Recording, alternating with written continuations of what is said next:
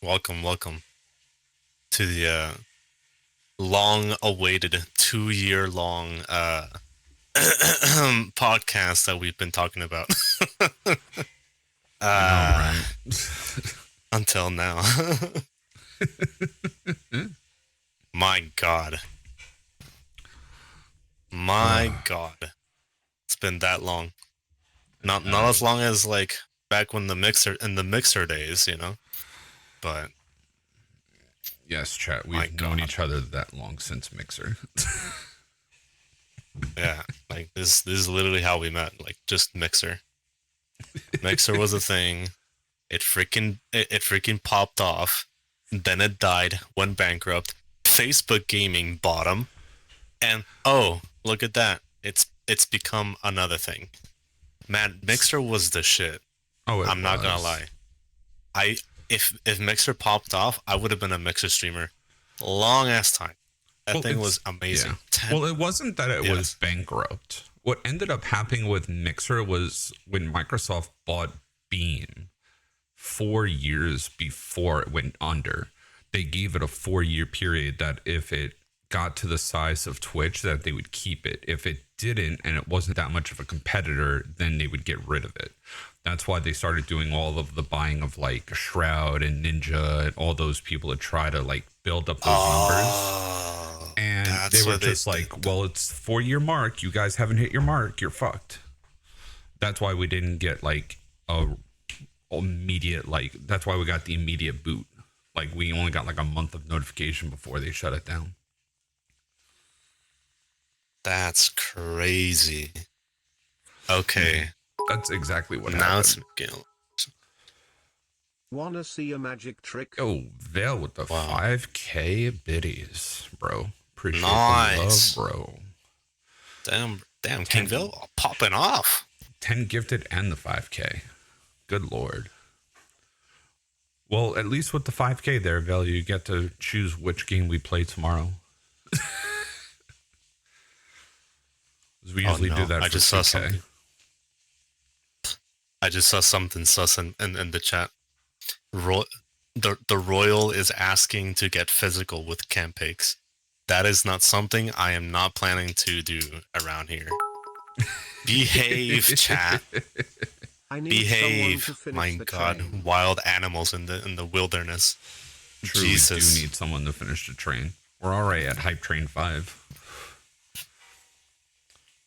It's my Hype Train notification. Like my Hype Train is set to its lowest setting.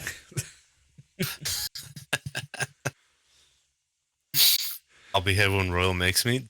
Whoa, see, okay. Jim listen here, we'll buddy. Get physical together. Hey, listen here, buddy. All right, you get a room. All right, that's all I'm gonna say. Get a fucking room. Like, damn.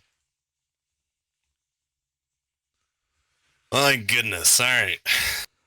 Anyway, so where were we? So that's what happened to Mixer, huh? Yeah.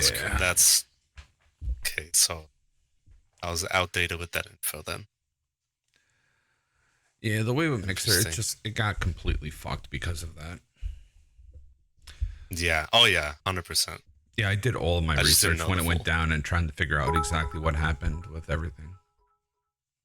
I see. I need a onesie. You need a onesie, Vale? Thanks. I'll start knitting.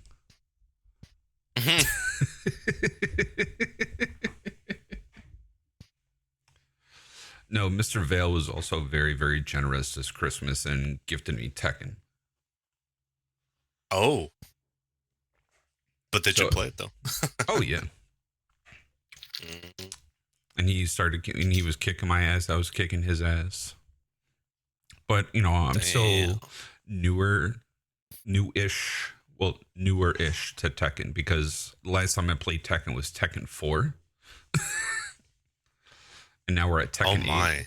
Yeah, so it's been a hot minute. It's been a very hot minute. I used to love watching the tournaments that they have on YouTube back in the day when people just got extremely hyped about, how they had some online beefs and everything, and then suddenly like the other guy Give the beats other the other guy guy. those I'm like, oh bits. my god, this shit's real. But not, you know what's even what's funnier is that it's not as real as For Honor beef. For Honor Mhm. beef honestly could go south real fucking quick. Oh yeah. Like, my god. Okay. So Mr. Vale asked me to do something, which Give I the will other guy do. those I will do bits. that. I will do that later. I will send the bits over to Psyched. Wait. Oh, okay, so you would do it yourself. Yeah, I'll send you a 10 in Streamlabs later. Oh, interesting. I'll do that. I didn't know how. Well, he was saying he wanted me to give you those bits. I mean, we could always send you over to Mr. Psyched. Speaking of, I need to put you in my title. Yes, I think you can do like @psyched in your title, and it works. Yeah.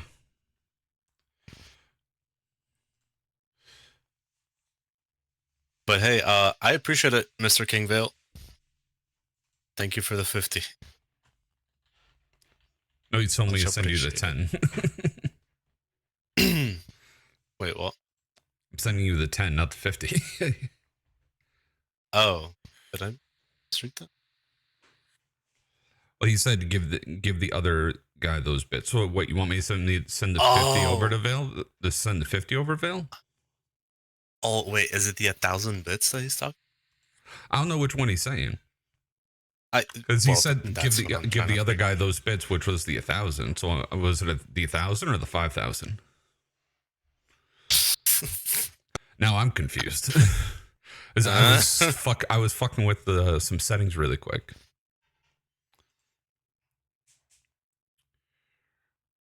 So just the 50. All right, I will send him the 50 then.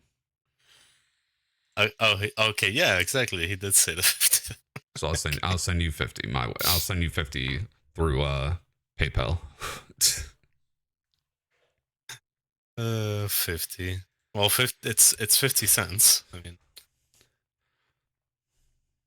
oh, the 50 cents? yeah, 50 Okay. 50 bits is 50 cents. Yeah, I didn't know if he meant just the 50 cents or the $50. now I'm even more fucked up.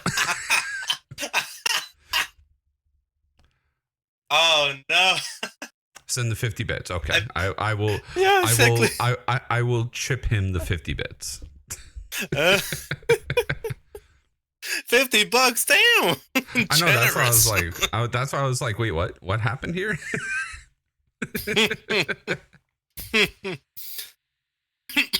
Also, hold on. Why is my bot attacking your bot? Did you see that? Oh god. Oh, it's because it put a link to my spread shop, that's why. Yeah, I know. What the fuck? I didn't even know that was gonna happen. Oh goodness, that's so funny. I don't think I've ever thought I've witnessed that. The bots are fighting each other. Fuck, Terminator's already started. The war has started. The AIs. Oh my god. Fuck the Skynet. We started it. We're the problem. The Skynet. You fucking said the Skynet. I'm so done with you, bro. Well, like apparently we just became VPs of Skynet. Oh no. Holy shit. Wow. Oh my god. Holy name, Sir Galahad Rother. Bruh. So, Mr. Author, he used to be named Oscar. It was like Oscar the Wolf, and then it was the official like OTW for Oscar the Wolf official Bethesda modder, because he became an official Bethesda modder. Oh, that's so. Mm-hmm. So you have somewhat of a celebrity here. Think you have enough for this month? I'm good there, Vale. Thank you there, my friend. Appreciate the love, my guy. It's called the S1kednet now. Wow, that's crazy. I kind of approve, but not really.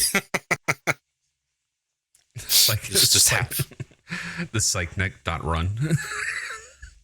oh no, oh no.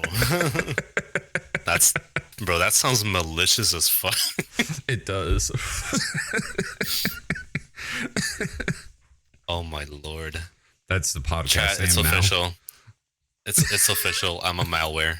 Who would have thought?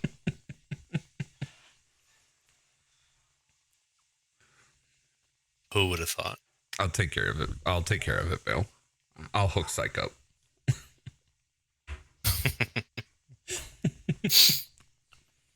Oh my god. Oh, that's such a great, such a great podcast name. S1kednet.Run. Oh dear. We're infecting your iPods with our podcast. Oh my god. The iPods. My goodness. Memory lane. Memory lane moment. Oh, you want to know something funny? I kind of did not know this, but I found it on a video. Do you know that the jeans that have those little tiny that little tiny pocket inside of the original pocket on the right side, that apparently originally was to put your iPods in there. No, it was originally for pocket watches. No. Yeah, it was originally for pocket watches because those pockets were there way before the iPod. Oh. We're old enough to know that. Fuck off. Don't make me feel 18.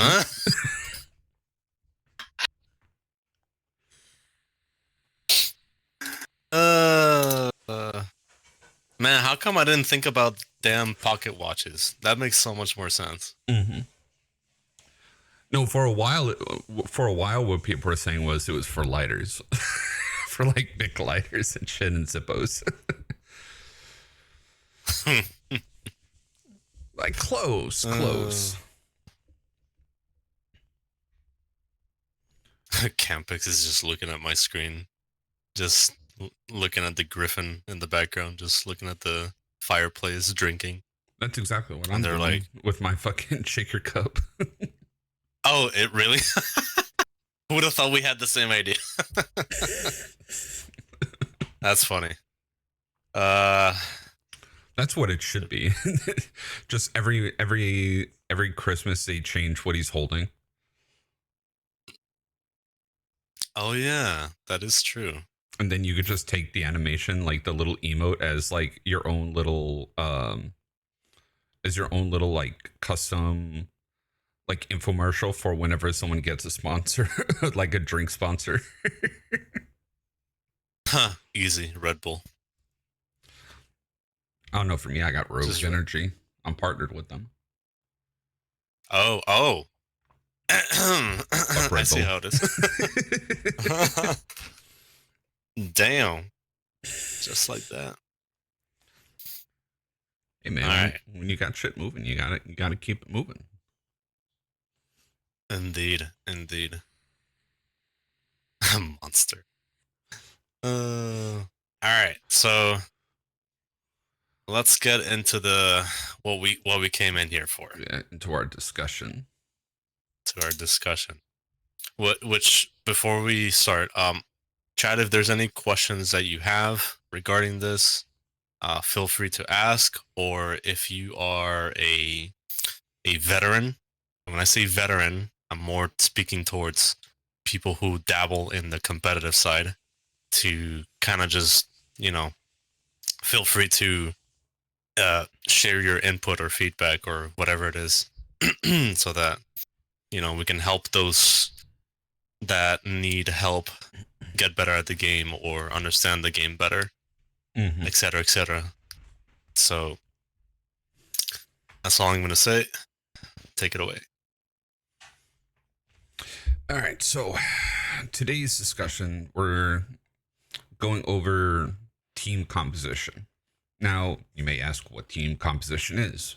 We're talking about if you're like, yeah, I have to win this match, and you may pick a hero that you're comfortable with, but maybe you're not having a good day with that hero. Or you might be asking yourself, hey, what do we do with this teammate that just insta-locked Orochi or insta-locked Nuxia? Like, how do we play around that? Which heroes kind of work with each other? Different type of heroes, like what are their main goals? Like, what are they built for? Are they a ganker? Are they a 1Z person? Are they built more for like point defense, clearing out minions, having wide hitboxes, not wide hitboxes, so on and so forth? And that is technically what we're going to be going over, of like seeing if you have a certain type of composition where like everyone's, very wide swing, but maybe they don't have a lot of defense. You might want to pick someone like a Black Prior to be able to hold down that point that has a little bit more defensive options, and so on and so forth. I would say that's pretty much a summary of everything, right? Yeah, that sounds about right. And even if it comes to like map differences as well, like if there's a certain map that pops up and a hero does well on that map, like High Fort. Right. That's a fair point. That all takes into consideration of who you should be picking to help out your team to be that team player, instead of just constantly picking that one hero that you nonstop play. Because maybe that's the problem. That's a fair point. Okay. Well, the way I would approach this is, if I know there's a difference in map selections and all that, but if I were to have a good map that does not involve ledging somebody so often, or having some sort of environmental, and I will have to pick characters. At the moment, and there goes the bot, just canceling out your bot. Sorry, I just got distracted by that. So there are like a couple heroes that already synergize really well with each other. So there's not exactly like specifically like, oh, the top 4 characters. Well, at least to my understanding, that's what it is at the moment. Back in the day, it was like that. You had to pick like the top 4 characters. Now it's just like, oh, it has so much going on that you're like, oh, it can just work out with just all these characters together. So if I were to pick more or less in that sort of, pick up in more or less that sort of general direction, I'd pick characters like, for example, the one that mostly people hate the most would probably be someone like Varangian, for example. Could be Pirate, could be Shaolin, could be JJ, could be, I've seen Shugos being picked as well. Same thing with like Afira's. Afira's, exactly. Orochi. Even Gryphon's been really strong. Same thing with Warmonger too. Well, they have been picked, but I wouldn't put them as like a primary choice. They're more like secondary, maybe a third choice. Most like a second choice, specifically Gryphon. Because if I had to like pick top heroes only, it'd probably be like, obviously Nobushi is up there as well, because she can just get out of everything. But the only thing that sucks is like her 1v1 capabilities, and I'd rather just be more consistently in situations where it forces me to be in team fights or ganks, rather than, taking 1v1s where she doesn't excel the most. But whenever that happens, you have to like, be extremely patient. Yeah, you just have to stall out until you get your teammates to come by to come help you in those situations. Pretty much, yeah. Like your Mhm. reads have to be like insane. Let's see. And we did have an interesting question being brought up to us. Will we cover all hero, like, will we cover heroes specifically or just cover team comp, like how team comps work?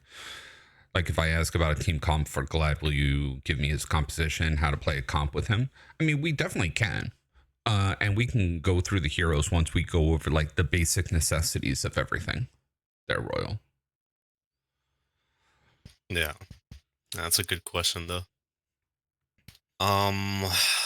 Okay. Well, the thing is that you're No, go ahead. oh, Sorry. yeah, go ahead. Okay. Okay. Well, I know you chose specifically for Glad, but Glad at this point in age, like Glad is not really like a pick up there. But if you had to choose Glad, a lot of times what you want to do is pick situations where you would gank somebody because he's an amazing ganker, right?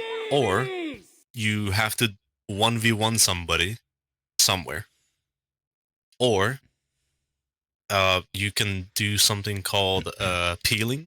You're peeling for your teammates, just like Nobushi. Nobushi is like the master assistant, as I like to call her. Mm-hmm. So Glad a lot of times is like paying attention to what things is your team missing, Mm-hmm. and he just kind of is there at times.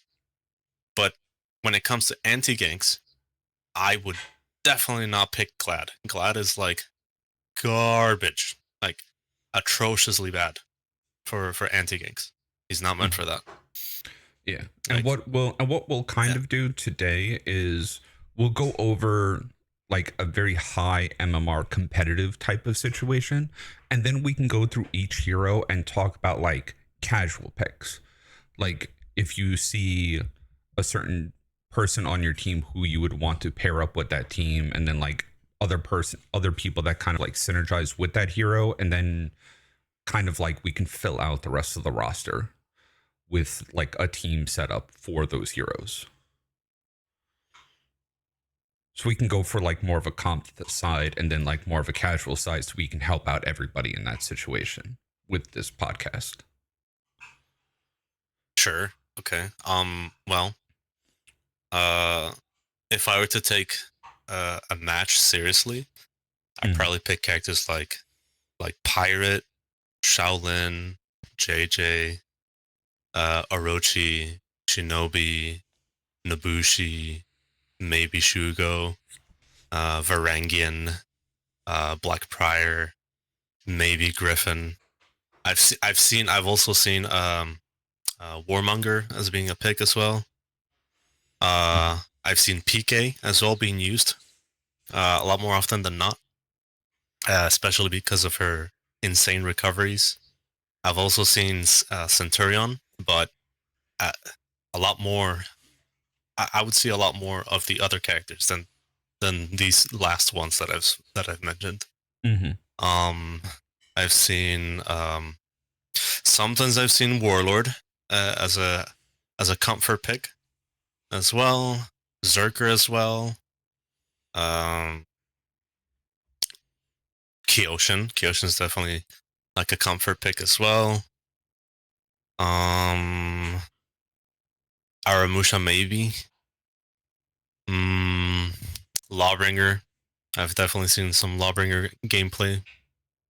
Especially because his 1v1s now are like pretty insane.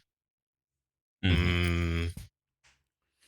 Warden is also okay, but I wouldn't really like pick it too often. Again, so it almost feels like a comfort pick in my opinion.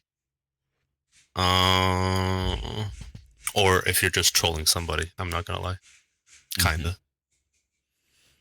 Kensei definitely. Well, in the 4v4 perspective, would be like a third pick if anything, maybe. Just maybe. Highlander, I've definitely seen Highlander more picked much more often. Yeah, well, that's because a lot of his like animations really get you going to a point of like, is he gonna let that throw? And then you're trying to interrupt, and boom, he's already fainted and ready for your parry. Yeah. Well, it's a little bit more than that. So I get that in the 1v1 perspective. But in a 4v4, like, his ganks are pretty decent. Oh yeah. You know, like, you can kill people with that guy. It's like thinking about Gladiator, but probably better. A better choice. You know? So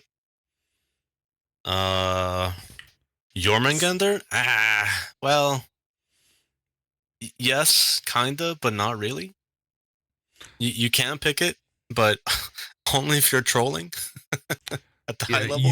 At a higher level, Yorm he has a decent peel, but it's not a consistent peel. Like, it's not a very far peel. Like, people can still be able to try to get out of Yorm's grasp, trying to peel for people in like team fights.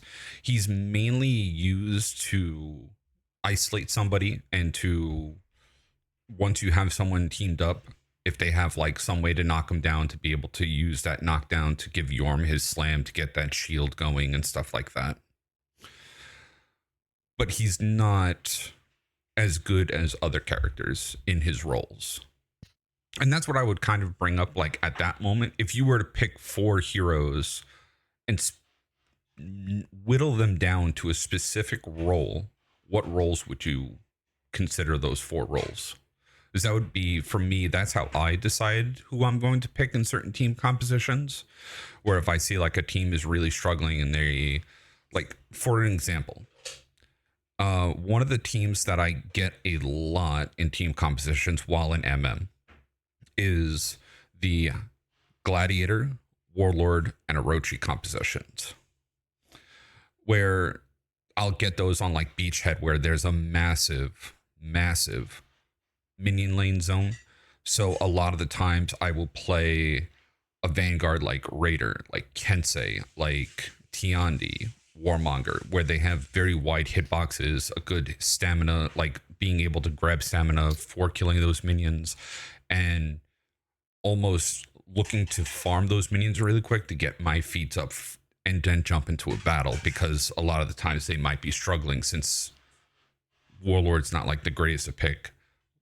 Gladiator's not the greatest to pick. Orochi's decent, but if you get that one Orochi, it just spams fucking dodge attacks. The whole team fight's just going to fall apart.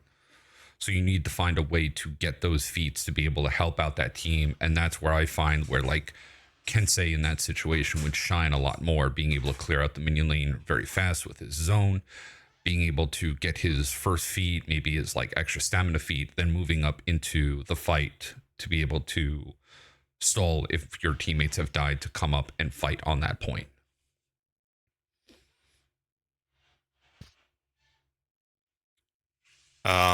Gotcha.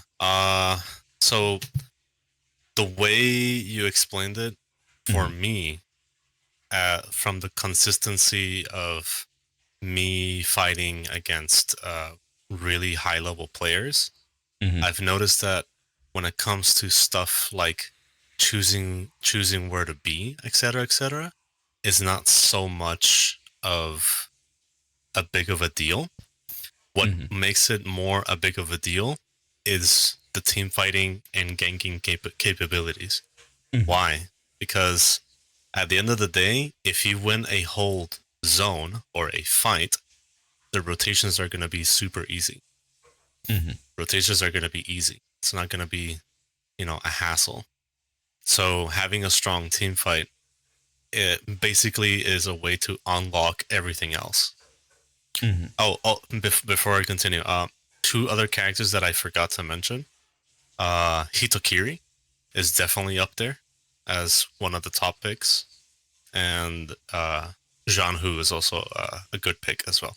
But I would say I've seen also Solado as well, but yeah, I would say what I'm talking about is more about like the casual MM. You're teamed up with a bunch of people that probably don't know how to gank because they're all randoms type of situation.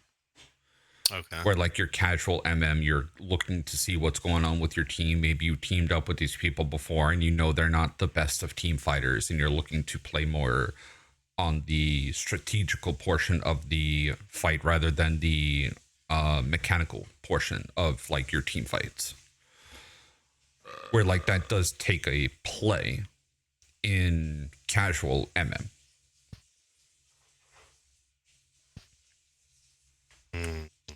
That's where I'm taking it from. As a I've played in competitive portions, and like when people have watched, like when we have played in competitive, I would play a lot of Shaolin, and I would play a lot of like either Kensei or something of the sort of like a Hito, depending on what role I need to fill for my teammates in a competitive portion.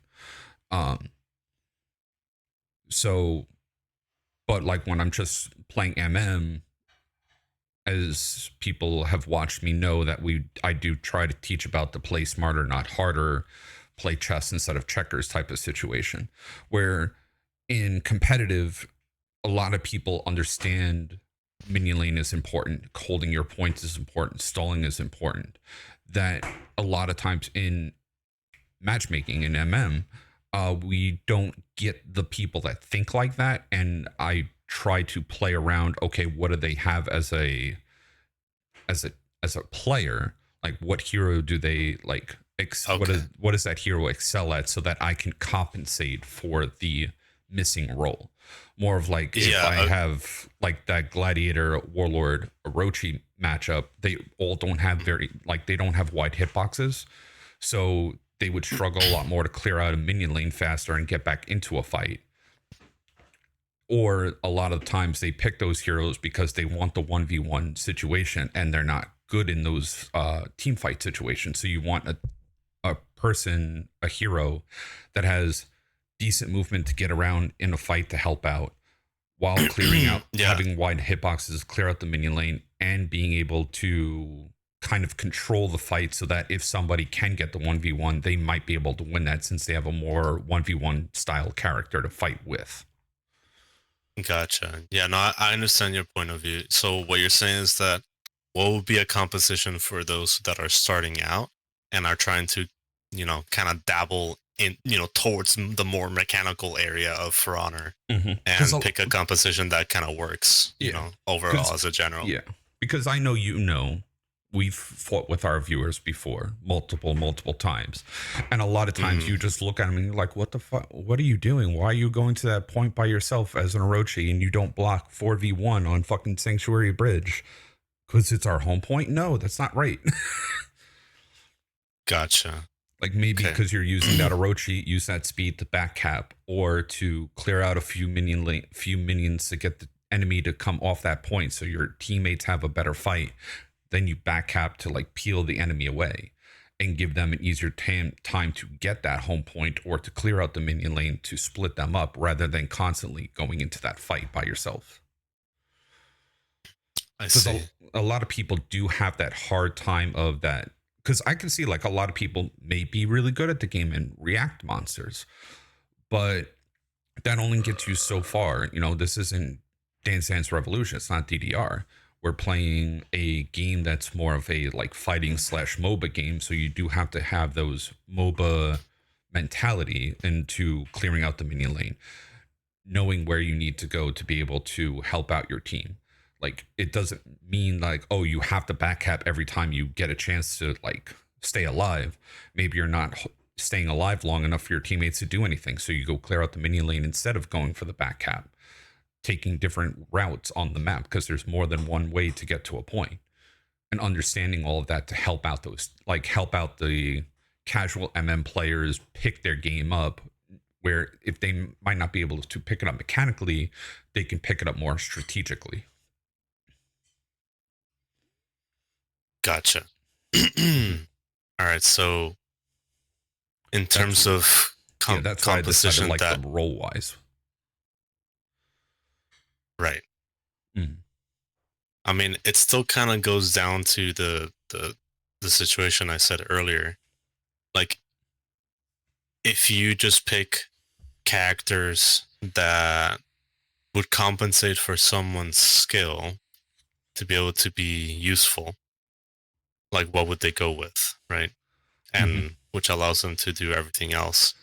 and being useful in some way while you teach them, hey, this is rotations. This is what you need to think about. This is revenge tags. Basically do this or don't do this.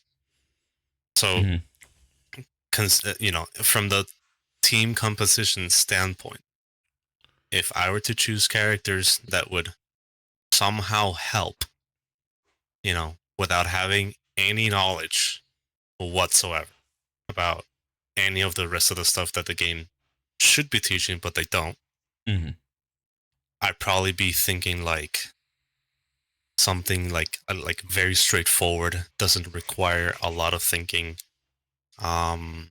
Vanguards are pretty straightforward. I'd say like any Vanguards would do just as fine.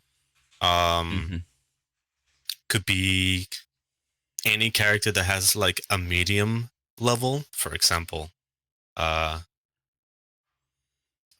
easy medium level. Could be like Shugoki.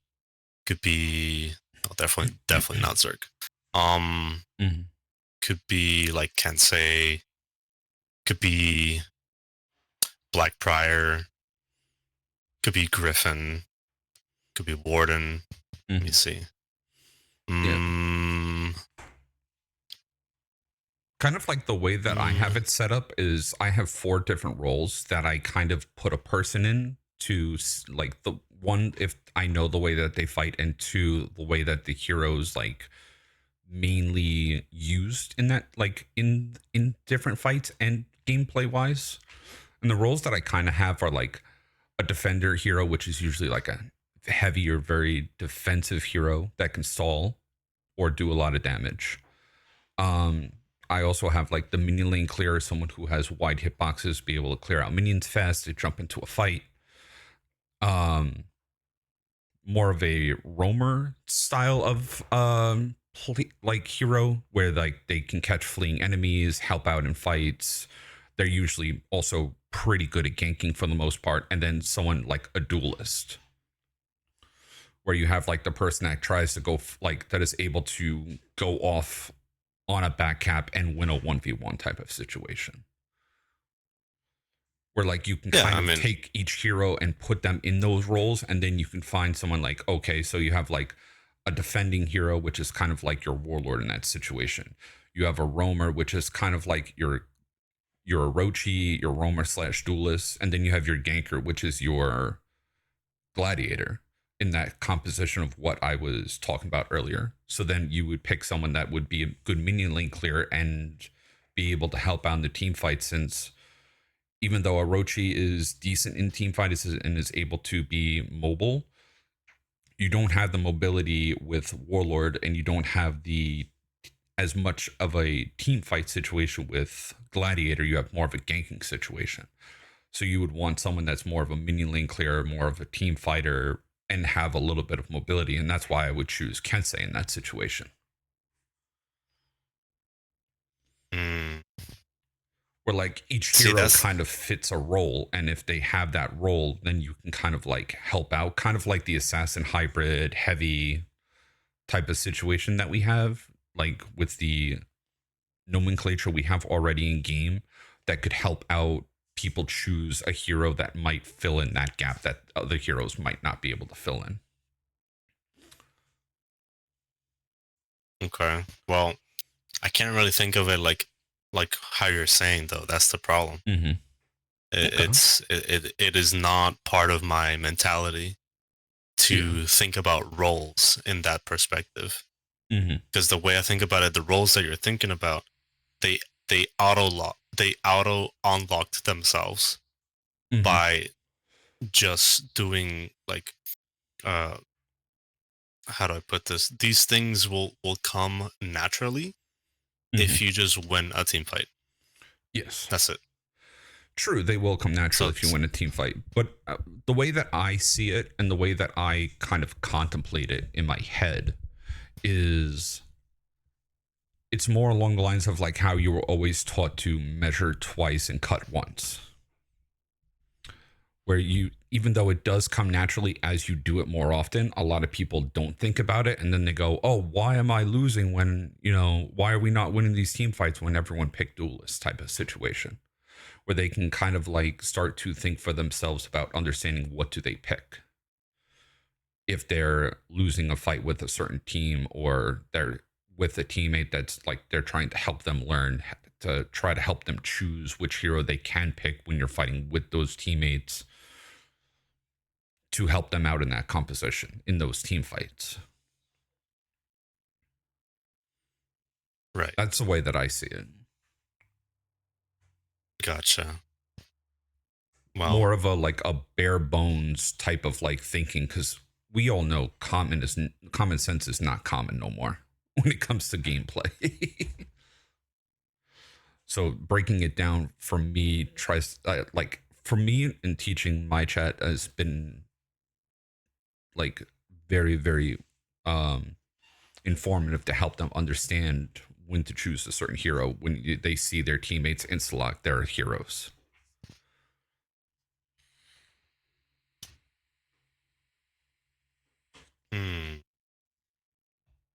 Kind of like if you pick a like I'll start off with like the hero specific ones with like Warden. With his new hitboxes that he's had and his new feats that he has, he's a monster being able to hold down the minion lane, and he's a very good peeler.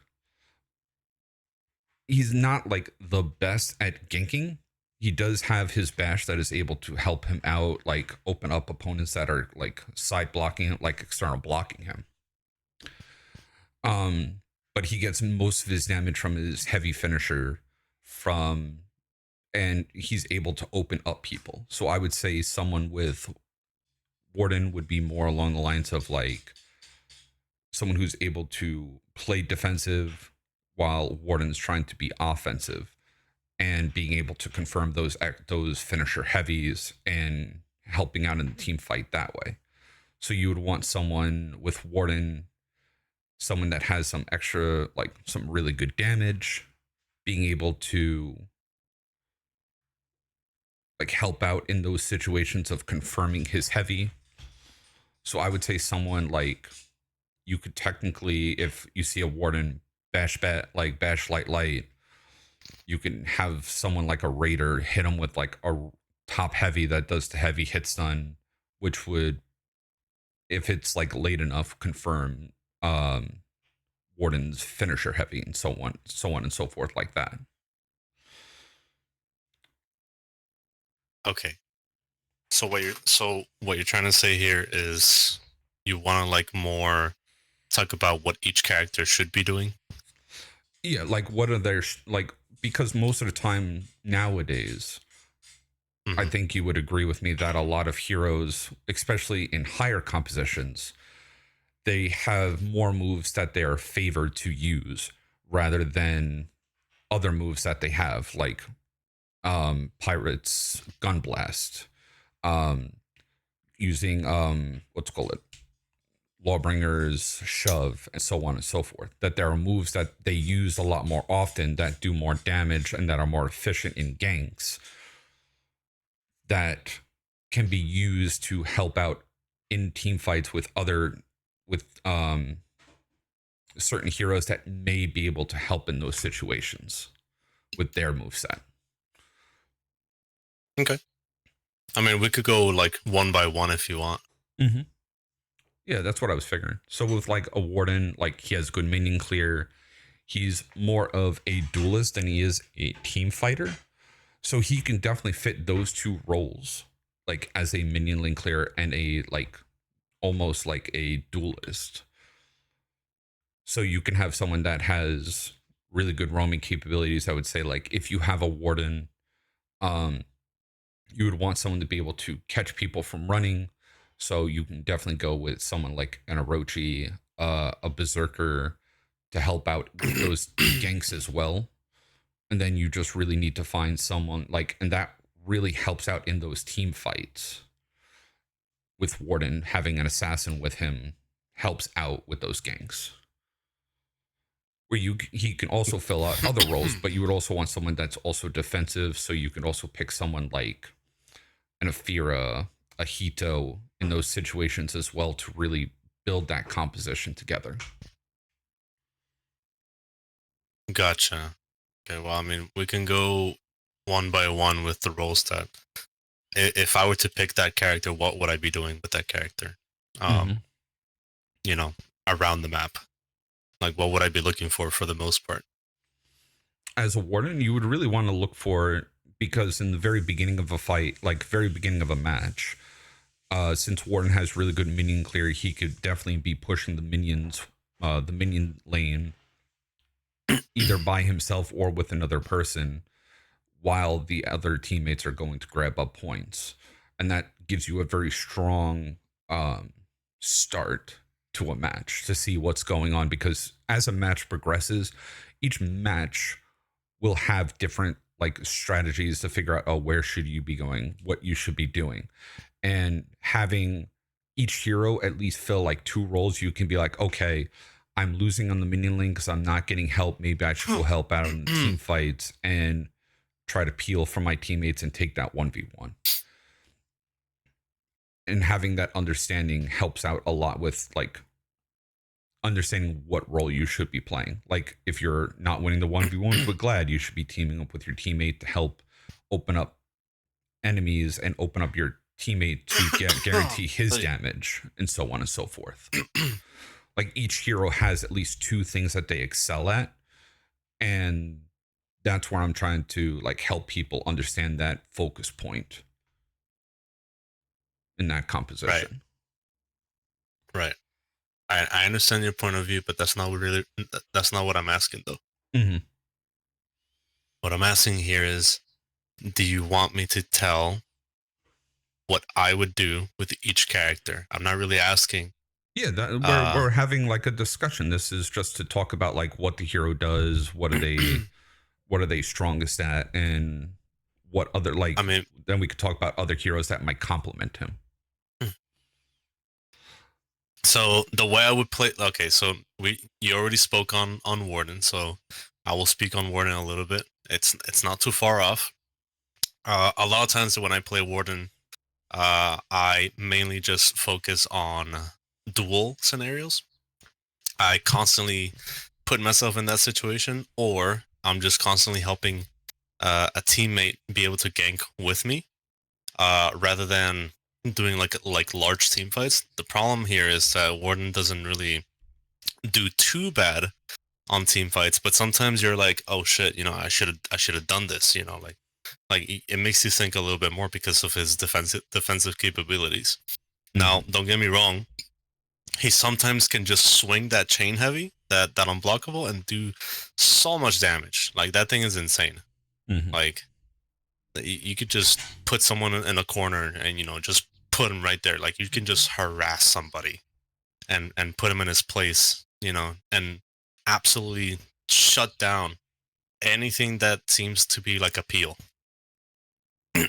Okay, and constantly like looking for isolating the enemy, even during mid team fights, like big team fights, small team fights.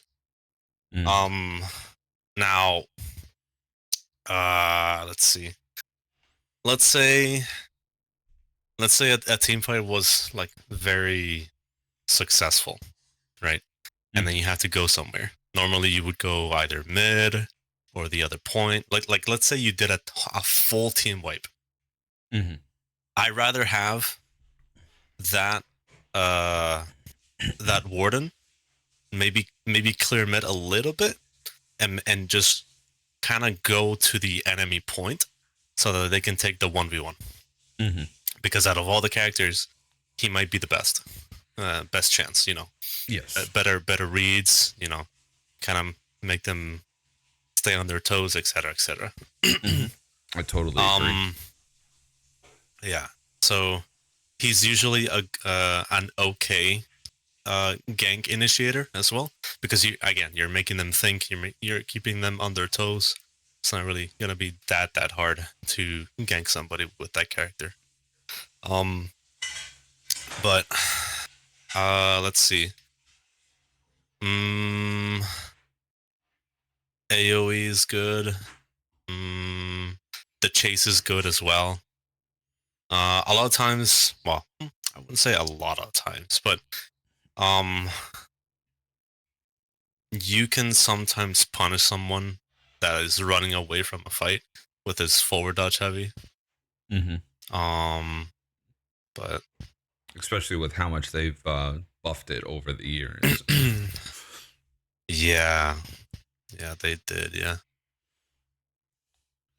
Now, if you have like a character like Berserker or Shaman, obviously, you want to leave that situation to them unless they're super busy. Then obviously, go ahead and chase that guy. But honestly, I think that's really much it about Warden. Honestly, yeah. So in team fights, what I like to do sometimes is use my shoulder bash and use the hyper armor to kind of target switch to somebody else and hit them at the same time because I have hyper armor. That's something I've noticed that's been very useful. Oh, it's very nice when you're in like a 2v1 situation. It's very nice. Yeah. So sometimes I kind of just use it to peel my teammate to just get out of a situation they're not supposed to be in. And that's it. That's pretty much it. To be honest, it's just decent duelist and a really good peeler. His zone attack is pretty nice too. You want to start off the second one, then I can go on to the third one, and so on and so forth, and we'll just back and forth it. That's if you don't get interrupted out of the bash. Well, I mean, if you get interrupted, then that's it. It's probably how do I put this? If you're getting constantly interrupted, you're doing something wrong. I'm gonna tell you straight up, you are doing something wrong entirely. Yeah, you're playing. You're starting your offense when you should be at that defensive point at that point in the fight. Exactly, because if you're constantly getting hits, you're doing something wrong. You need to readjust what you're doing, and have them in a situation where they're the ones that are stunned, and not you nor your teammate. You constantly want to keep your enemies as stunned as possible, so that you can be ahead of the game when it comes to damage. That's pretty much it, honestly. Yeah, and you should be bashing the offensive person, attacking the defensive person. Yeah. And then focus rotations. Yeah. It's a good general character. Yeah. Like I said, Warden. I've seen Wardens being picked. It's not a bad choice, but as a top pick, definitely not the top pick. It's like a comfort pick, as I call it. Can you hold on for like 1 minute? I need to use the bathroom. Yeah, you're fine. Ooh, I would so talk about Peacekeeper. Go ahead, sir. Man, Peacekeeper, the recoveries. Oh my god, that thing is insane. That's all I'm gonna say. Like that thing, you want to peel somebody, you can, and safely. It's so stupid. Like it's amazing. Like I find it fun that I'm able to do that. But my god, for somebody else, they're like, oh my god, I can't. You can't do nothing to this Peacekeeper. You can't. They can just easily recover their guard. Boom, gets a parry. You're like, what the hell? Like, I just try to peel because that's what everybody does. Nope, not against a PK. Gotta rethink that strategy. Yeah. So, as a PK, just think of it like a different version of Nobushi. Nobushi is like a master assistant, like I like to call it.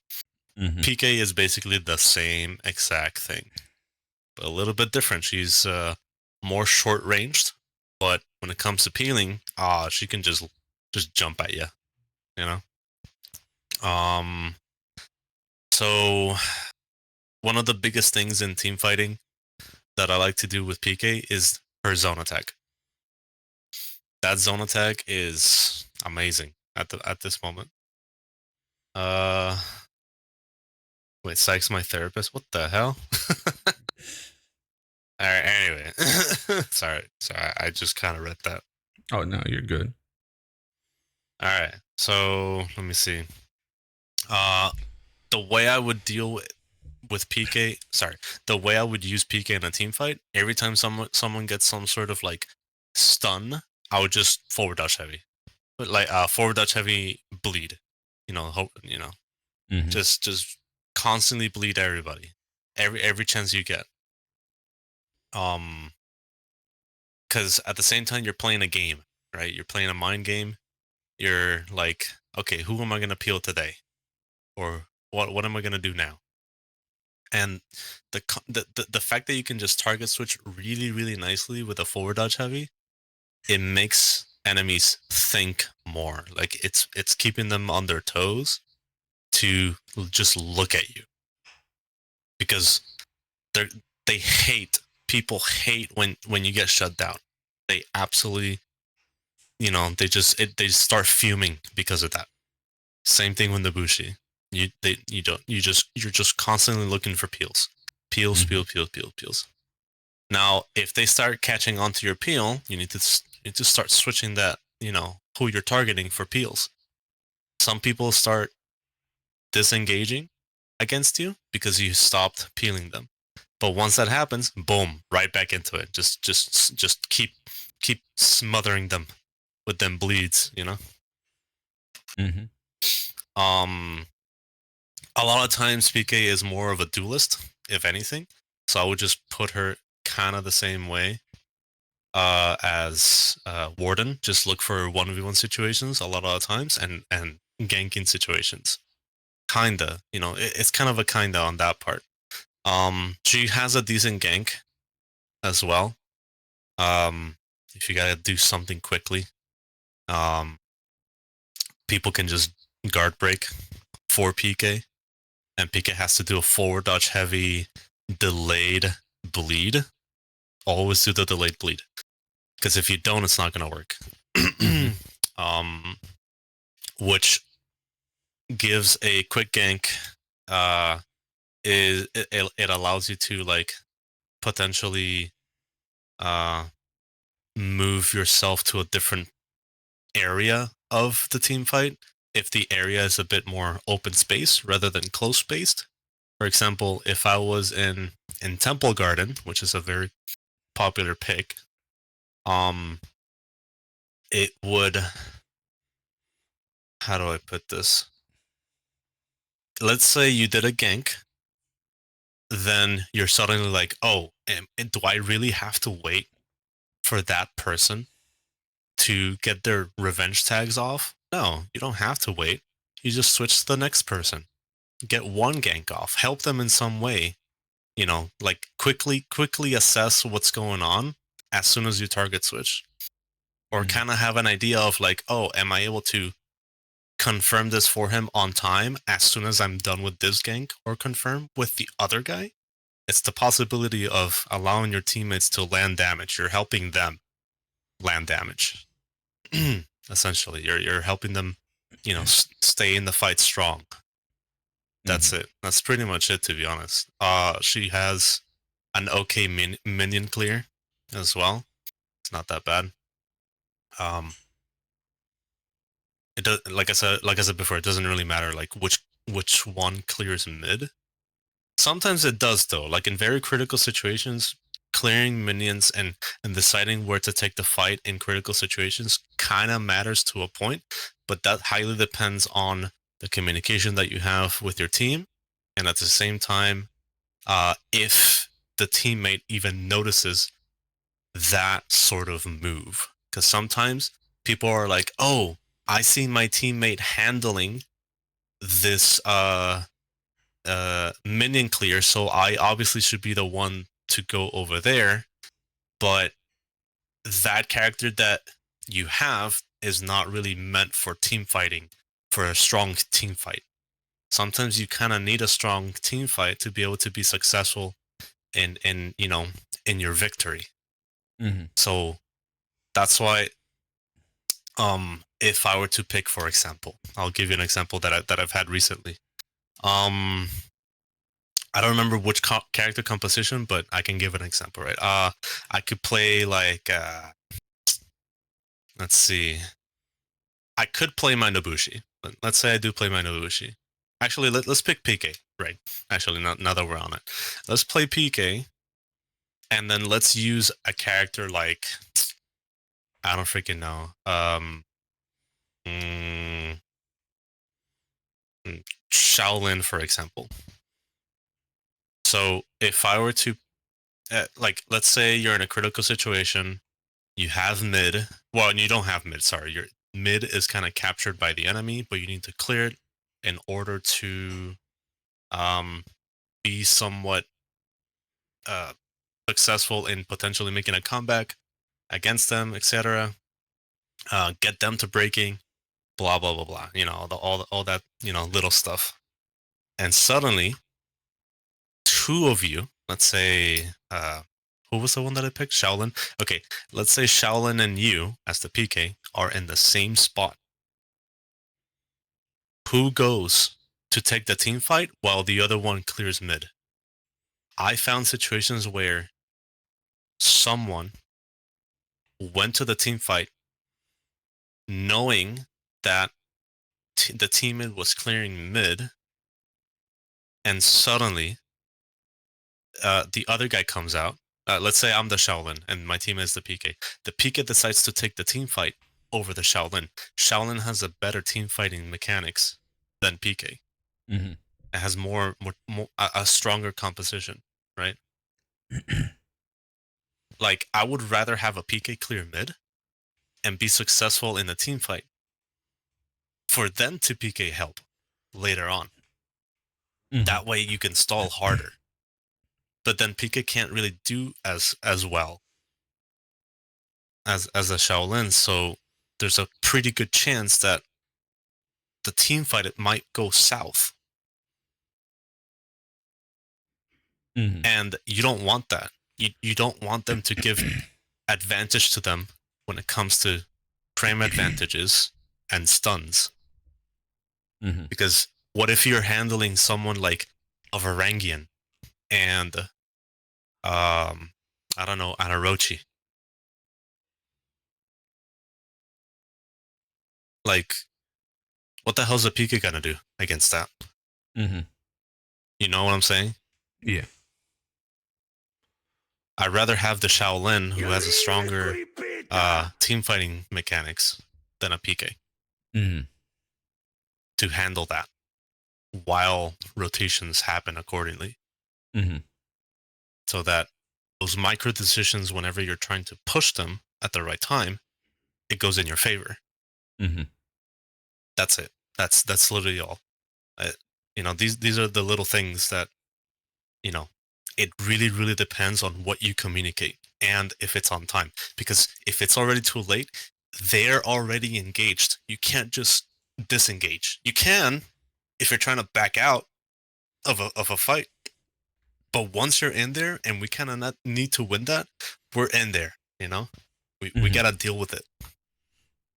But they have to understand that if you're sending out a PK to a team fight, you have to play defensive. Mm-hmm.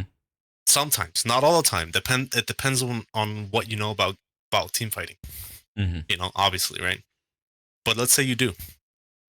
You're gonna have to find a way to stall the hell out, because you're not gonna be able to do the rest of the things just like other composition from the enemy, Mm-hmm. like just by the character alone. So these are the small things, the micro decisions that you kind of have to think about, but you're not going to see them clearly right there and then, because you need to train yourself in what team fighting actually is about. Mm-hmm. At the core, you know. So, And to go and off that's of, how go. yeah, go on. All right. Yeah, just to go off of what Syke said, exactly true with what he said with PK. Um, the one thing that I would say is, like, when you put PK in a role, she's very, like, very gank heavy, very duelist type of situation. She's not like the best anti-ganker, but she does help well in evenly teamed, like evenly matched fights. That's where she excels at, to be able to peel, isolate, do her bleed damage, and being able to be very supportive in that team fight. So she doesn't have like the greatest pressure when she's being teamed up against. But in a situation where you have teammates, you should be perfectly fine. Being that assistant, being that support role for PK.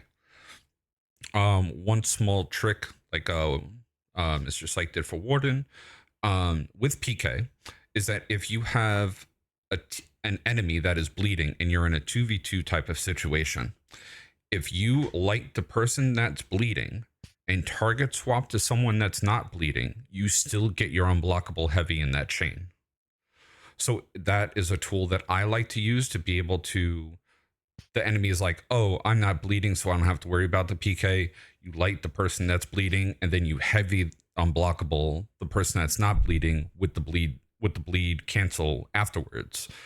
And that is a good way to be able to shell out that little bit of bleed while being able to open yourself up to be like, you should have worried about me, I'm the aggressor, and to put that pressure on that enemy team. That is one thing I love to do as a PK. And it helps out with that external pressure, not being like blocked all the time, being able to move around the tag so that your teammates are fighting with you, and being able to open up those people that are really hard to open up in those 2v2 type of situations.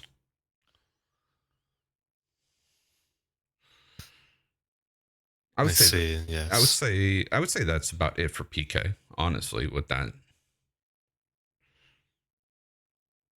Gotcha. Is there anything you would add on? No, not really. By the way, Heavenly Oddity, thank you for the raid. Appreciate it. Yeah, I said thank you earlier. I didn't want to talk over you. I'm sorry. I wasn't even paying attention to that. I'm not gonna. Oh no, you're good. I typed in to make sure, I gave him the thank you for it. Gotcha. Appreciate it. All right. Next up would be. You want to go center Conqueror? You know what? Let's do Conqueror. Why okay. Not? I would say Conqueror is he's a very defensive hero. We know that his roll catch is being worked on from the developers. We've been told about this during the last Warriors Den. So maybe with that new roll catch, he'll be this podcast will be a little outdated, but we'll mention it for now. Where Conqueror relies strongly is being able to isolate someone. He's not the greatest of peelers, but he's a better, I would say, team fighter, being able to unlock using his unblockables to get that extra chip damage externally. It does hurt if your teammate's in the way. So positioning is very important for Conqueror. In the beginning of a fight, like in the beginning of a match, he excels very well at defending a point and stalling for his entire life bar. I would say again, there's a lot of openings for Conqueror. Conqueror can be easily isolated if he's in a 2v1 type of situation. But again, he can stall until he can get some help from his teammates. And that's what most heavies are meant for, is to be that stalling, that staller to teammate comes in to open you up and you get that big damage in. He doesn't have the best clear when it comes to minions, so he should only be going down there to like really clear out in case that you don't have the minion lane. Just clear it until it's no longer the enemy has it, then run to the point to help out in a team fight, to be that defensive wall that Conqueror is. He is the wall. But in that case, he's mainly someone that you could pick up to be like, okay, I notice that my team is not grabbing points. I'm going to be using this. I'm going to be playing Conqueror in the next fight, in the next match, to go ahead and be that defensive shield. So that teammates can come help me once they're done clearing out the minion lane or being able to like support that 1 point. At the moment, he is very weak. But playing in a composition where you're looking to just hold your point and clear out minion lane, he is a good person to put on that point. But if you lose that point, then it becomes very hard for a Conqueror by himself to recapture that point. So playing Conqueror, you need to have a good team dynamic to make him somewhat work. I would say a better Conqueror would probably be your Black Prior. But again, we're deciding on those heroes. With Conqueror, especially in a team fight, you want someone that definitely has hyper armor because he's going to be able to unlock to use those unblockable heavies to get that extra damage in. So you don't really want to interrupt your teammate. So a good pairing with Conqueror would be someone who has a way to catch someone that dodges the bash. So I would say like a Hito, a Highlander, a Yorm would work with a Conqueror. You also know that Conqueror has his run-up slam, so if you're able to tell someone, hey, I'm coming up, and I get ready, just play defensive, he goes ahead and knocks him to the floor, Yorm gets his hammer slam, and it can continue on with the fight like that, giving the Yorm that extra oomph to get his shield, to get a little bit more defense, so that both you can wait out the revenge tags and finish up the fight. In that regard, so I would say, yeah, like anyone that has hyper armor, like from neutral, works very well with Conqueror. Being able to like making someone that like having someone that deals like with bleed, he works really well with, just because he's not going to give, like, the bleed isn't going to give as much revenge, and Conqueror doesn't have a lot of like opening offense except for his bash.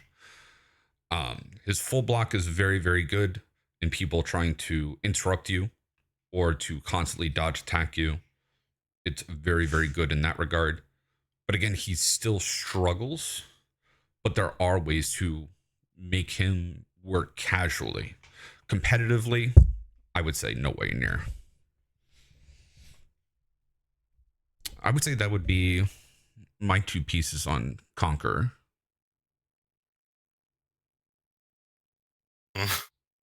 This guy, the Jack saying, "Stop the cap." Mm-hmm. All right, so I wouldn't be too far off with what you said.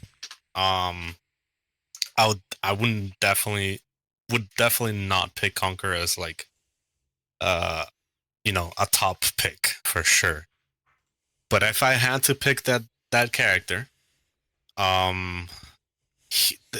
this character is a stall machine. Okay, a stall machine. I have to say that twice. Okay, this character has insane recoveries with his full block. Like, man, I just, how do I put this? That character is like baiting all day.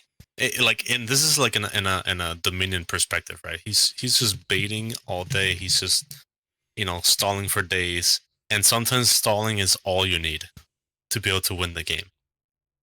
Because if you think about it, not every single person that has high KD mid match is really like the MVP of the match.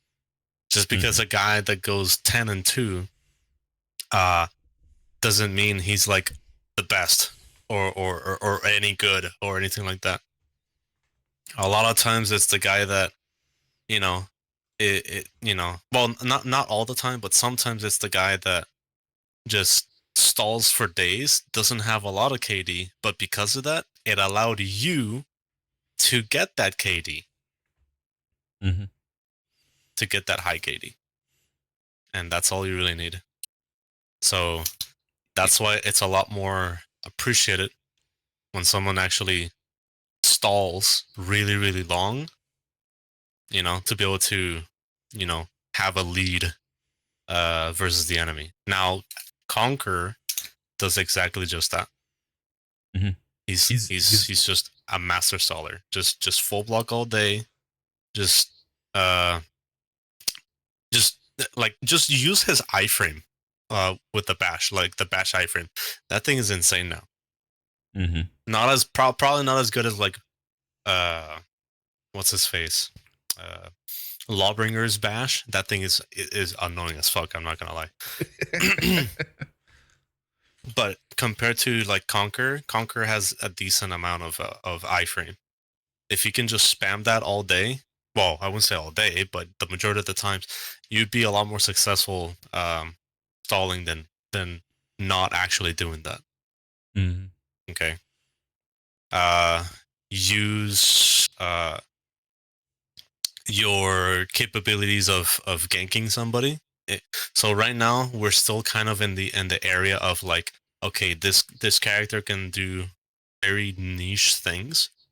So he does okay in ganks. He does he can be either the initiator of a gank or the damage dealer. Like the guy does really good damage, and on top of that, the fact that you can consistently hit the heavy button to be able to land damage, like at that point you have to rely on your teammate to be able to confirm all of that, because constant pressure is a problem to the enemy. Mm-hmm. Sometimes they can counter it, but the majority of the times, maybe. Like at a high level, that can maybe be countered pretty well. But if your teammate is confirming all day and they are good with what type of confirms they're going for against that specific player, that's what's pretty much gonna separate you from being more successful than not. So that's why it's a really good idea to like know how are the different ways of confirming somebody. And the most things that Conqueror can do to be able to like do anything regarding a gank, it would be like a bash gank for the most part. It's just bash gank. Either you're doing it, or you're doing it, or your teammate's doing it. It'll the result is pretty much right there and then. But you would rather, like, if it were me, I would rather have the Conqueror do the damage more than initiating, because the consistency of swinging is such an annoyance to the enemy that like you can just eliminate somebody like this couple seconds. That's it. GG. They get revenge. Oh, what are they gonna do? Tickle you? Nah. They're not gonna do anything when you're doing like an insane gank. I mean, that is considering if the Conqueror still has the health for it, right? Like having Conqueror with heavy perks. He has heavy perks, right? I'm pretty sure he does. Okay, so he does have heavy perks. Like that guy can stall for days. Like honestly, like just stall god. I would say. Like I would say the best way to explain a Conqueror is an old, like, antique but artisanal anchor. Like, it's not the most efficient anchor, but if it finds its place to like ground the team and keep your boat from moving in the ocean, it works. But it's not as efficient as, well, as you would say, like a modern day anchor. Yeah. And being an anchor of a team, even on the bottom of the board, is always worth. But you have to, be good with the Conqueror. Yeah. Here's one thing that Diabolical just said in the chat. It takes a smart Conqueror to stall long. This is actually pretty true, in my opinion, because if you're just going blindly let at a high level, right? If you just go blindly as a conqueror and you think you're gonna become the next Faram in a couple days, you're sadly mistaken.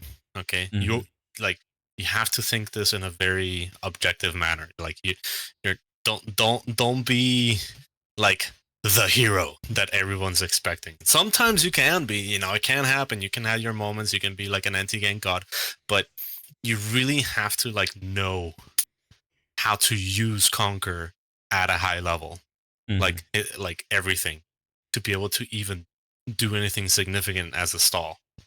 Yeah, stay away from that copium tank and stick to brass tacks. I'm not gonna lie, I don't even know what that means.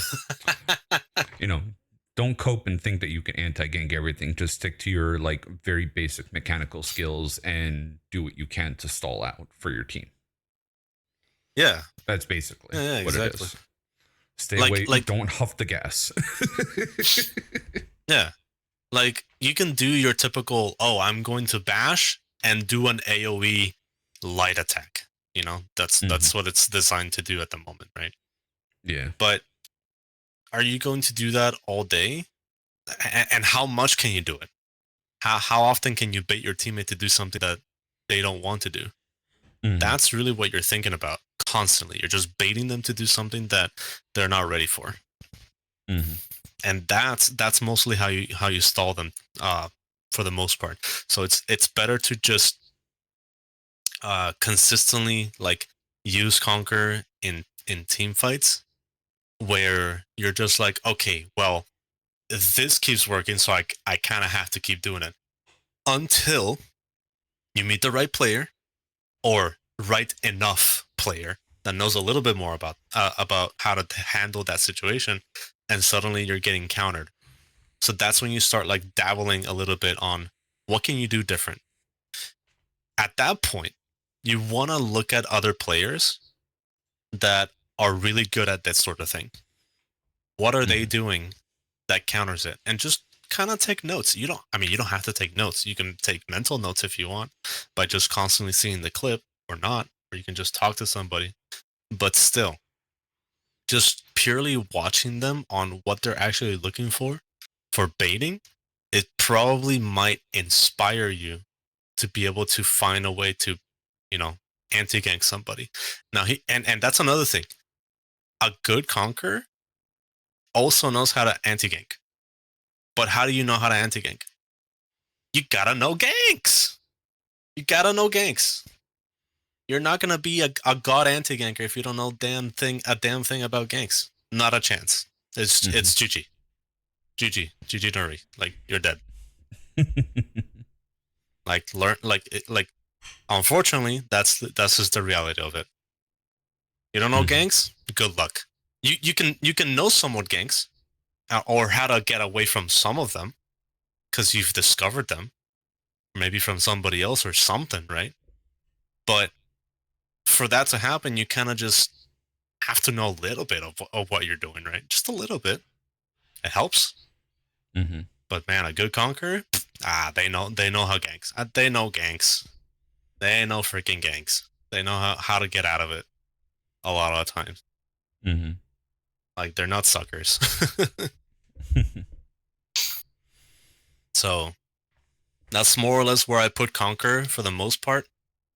Just consistently put yourself in that situation. Just 1v1s, stalling situations, learn ganks to then anti-gank. You'll figure this out little by little. Like, things are gonna be pieced together. Playing Conqueror, all you should be saying in your head is just gotta stay alive. Just gotta stay alive. Right. Literally. Diabolical says, nah, I got brain damage. Diabolical. A top hero pick. It's been so long since I've heard anyone call him meta relevant. I'm not gonna lie. I don't remember him being Oh, maybe when the rework came out, maybe. Yeah, I would say before he got his rework where he still had his crushing counter on his like heavy startup. I feel like that's where like Conqueror fell off. Because that crushing counter on the heavy was so juicy. I loved Conqueror for that. I'm sad. Yeah, I don't know why they took that out. I don't know why they took that out. I'm not gonna lie. Alrighty, sir. Your start on Lawbringer. Lawbringer, my god, that thing is a menace. 1v1 monster is what that is. Like that dude can just get out of situations that you're like, how the absolute f did you get out of that? Like how? And you start singing the "Tell Me Why," that bullshit song. Anyway, you'll start singing that at some point once you start losing your sanity from that character. So that character, a lot of times you just want to duel the hell out of people all the time. He's also a really insane ganker. He's the one that's dealing the damage for the most part. He can even initiate a gank by himself and still land the damage. That's how insane this character is. Is he like a super top pick for like as a whole, as a composition with a team and everything at the top? Probably not.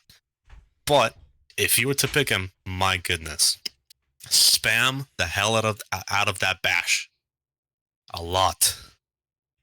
You have no idea how good that shit is at the moment. Insane iframes. Insane. Yeah, a lot of these characters that we're just starting with, they're basically just assistants and duelists for the most part. They're not really. That's where knights kind of like thrive, though.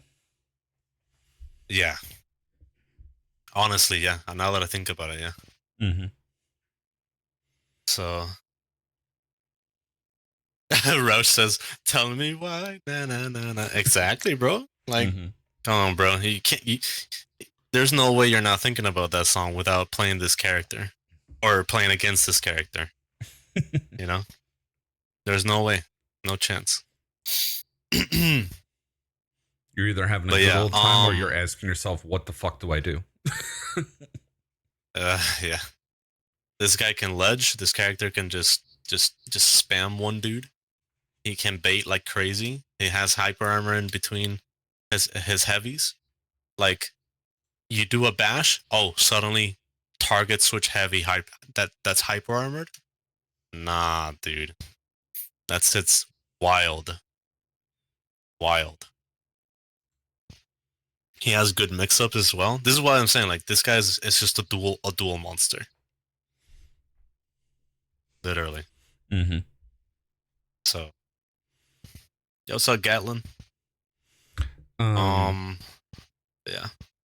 I would say with Lawbringer, like, his zone and wide sweeping heavies really good for clearing out minion lane, but he shouldn't be stuck in the minion lane as he used to be. Because before it used to be like a Nobu would stay in the minion lane and a Lawbringer would fight in the minion lane. Like, we're talking like year 1, year 2 type of situations. Yeah, no, not Conqueror. Lawbringer now is more like a really nice staller. Like if I had to pick between Conqueror and Lawbringer, 100% Lawbringer. 100%. And with all of the like recent picks and fixes that Lawbringer has had with Conqueror, has definitely given him more roles that he could fill too in team fights, in duels. He does more in brawls. He does more in Dominion. He has definitely gotten a very good glow up with his recent just small little change, which everyone was like, oh, they only fixed his bash and gave him like a really wonky roll catcher that kind of looks like shit. And everyone like kind of when in the very beginning, like people just kind of like shoved it off. When we were able to do a lot of the testing about it, I was like, yeah, no, y'all aren't ready for this shit.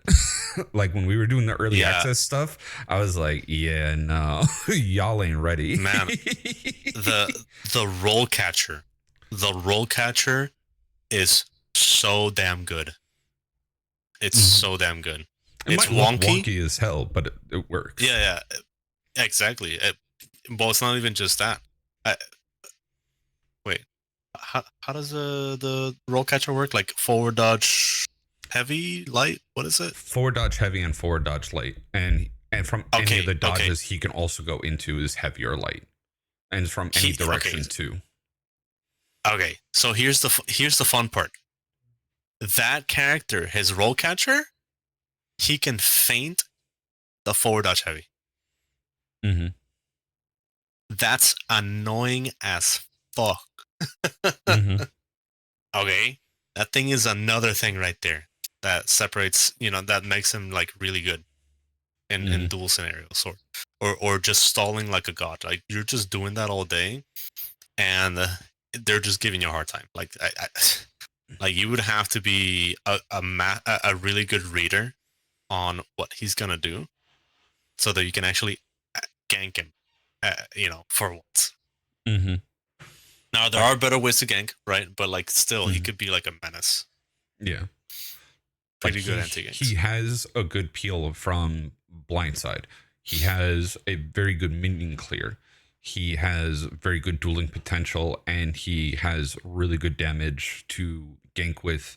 And like Sarda said, with his side bash into hyper armor heavy is very, very good in group fights. Yeah, no, I already mentioned that part. Yeah. Mm-hmm.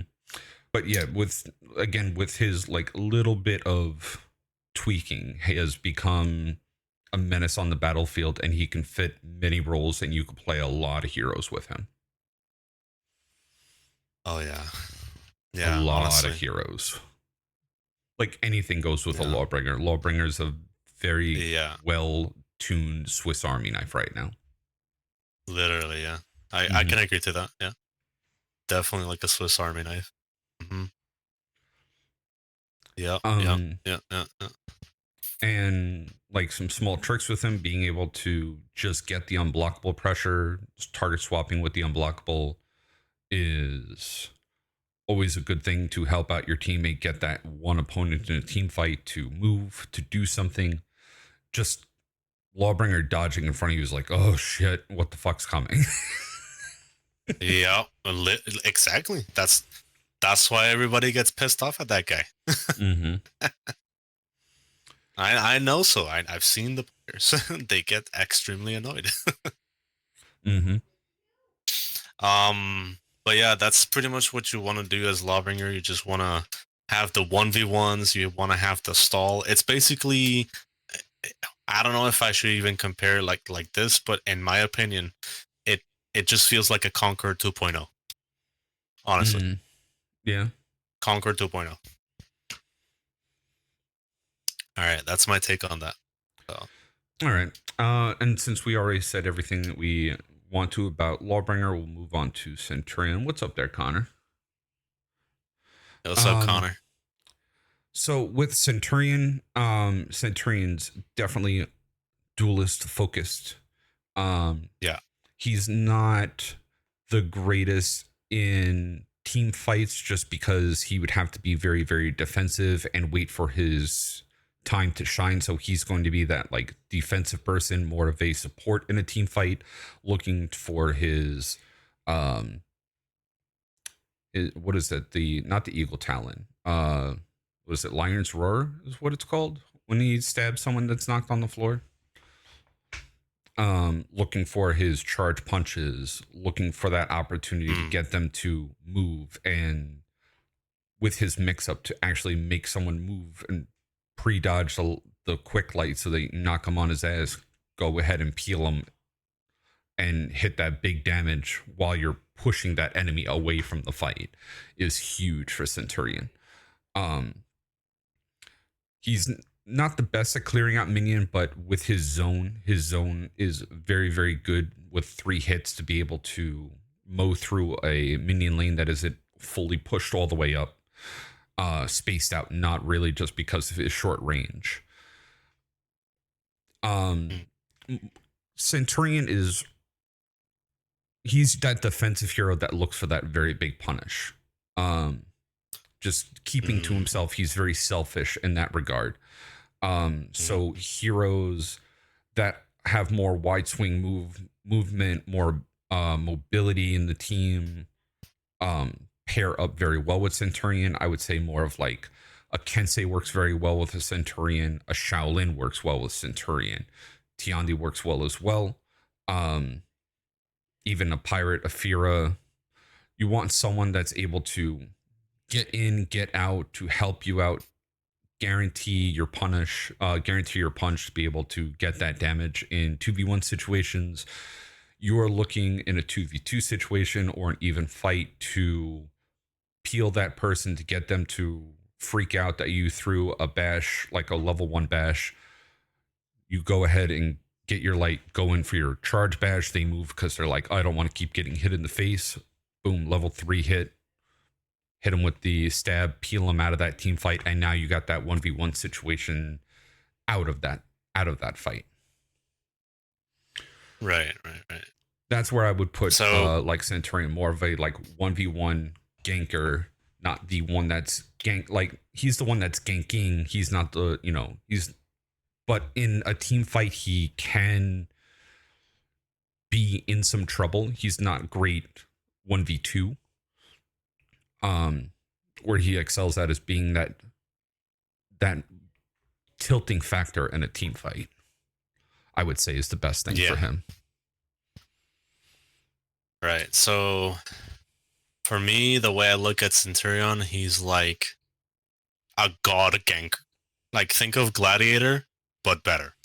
Like it could just quite literally the same exact objective goal that Gladiator has, just literally Centurion. It's Gladiator 2.0. Like the only difference is that maybe when it comes to chase, maybe Glad is better. But when it comes to team fighting, I'd rather have a Scent over a Glad. Now, Scent is going to be exactly doing the same thing. Like, he's just looking, like you said, he's very reserved. He's trying to be like that guy in the back of the classroom, just looking for the right moment to just, whack somebody. And constantly he's just pressuring a guy that's just looking to peel all day. So basically, he's looking for his other half, but the enemy version of it, looking for that one guy. Now, sometimes this might not be the case because, for example, if you have characters like Orochi, which is basically that, he's just a peeler, or Shinobi, or Nabushi, for example, they're just gonna slip away from you. Like it's just their mechanics, that it's within their moveset. They're slippery as fuck. It's like Sen's not gonna have a good time doing that. So a lot of times he's just waiting for it, just like Glad. But when it comes to ganks, you can get a quick gank pretty damn quickly. You can hyper armor through if you're trying to do a forward dodge heavy, so that people don't interrupt it when you're trying to peel somebody or catch somebody rolling away, or just running away probably, or just getting away from the fight, etc. You can just sneakily get that kill, kinda, without interruptions. Now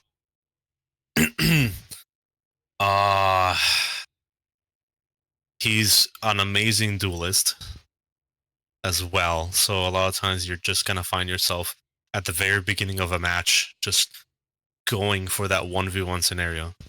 Now, at the core of rotations and team fighting, let's say I'll give an example, right? You start the game, you start the map, let's say Temple Garden, same as before. And Centurion, you don't really want a Centurion going to take a team fight at the C point, which, by the way, is the most optimal side of Temple Garden. So you want to take the 1v1 in mid, but why mid? I see a lot of times people going to the A point because because they can. They're like, oh, it's easy, whatever, maybe not. Like sometimes you can though. Sometimes you can, but I feel like it really depends though, right?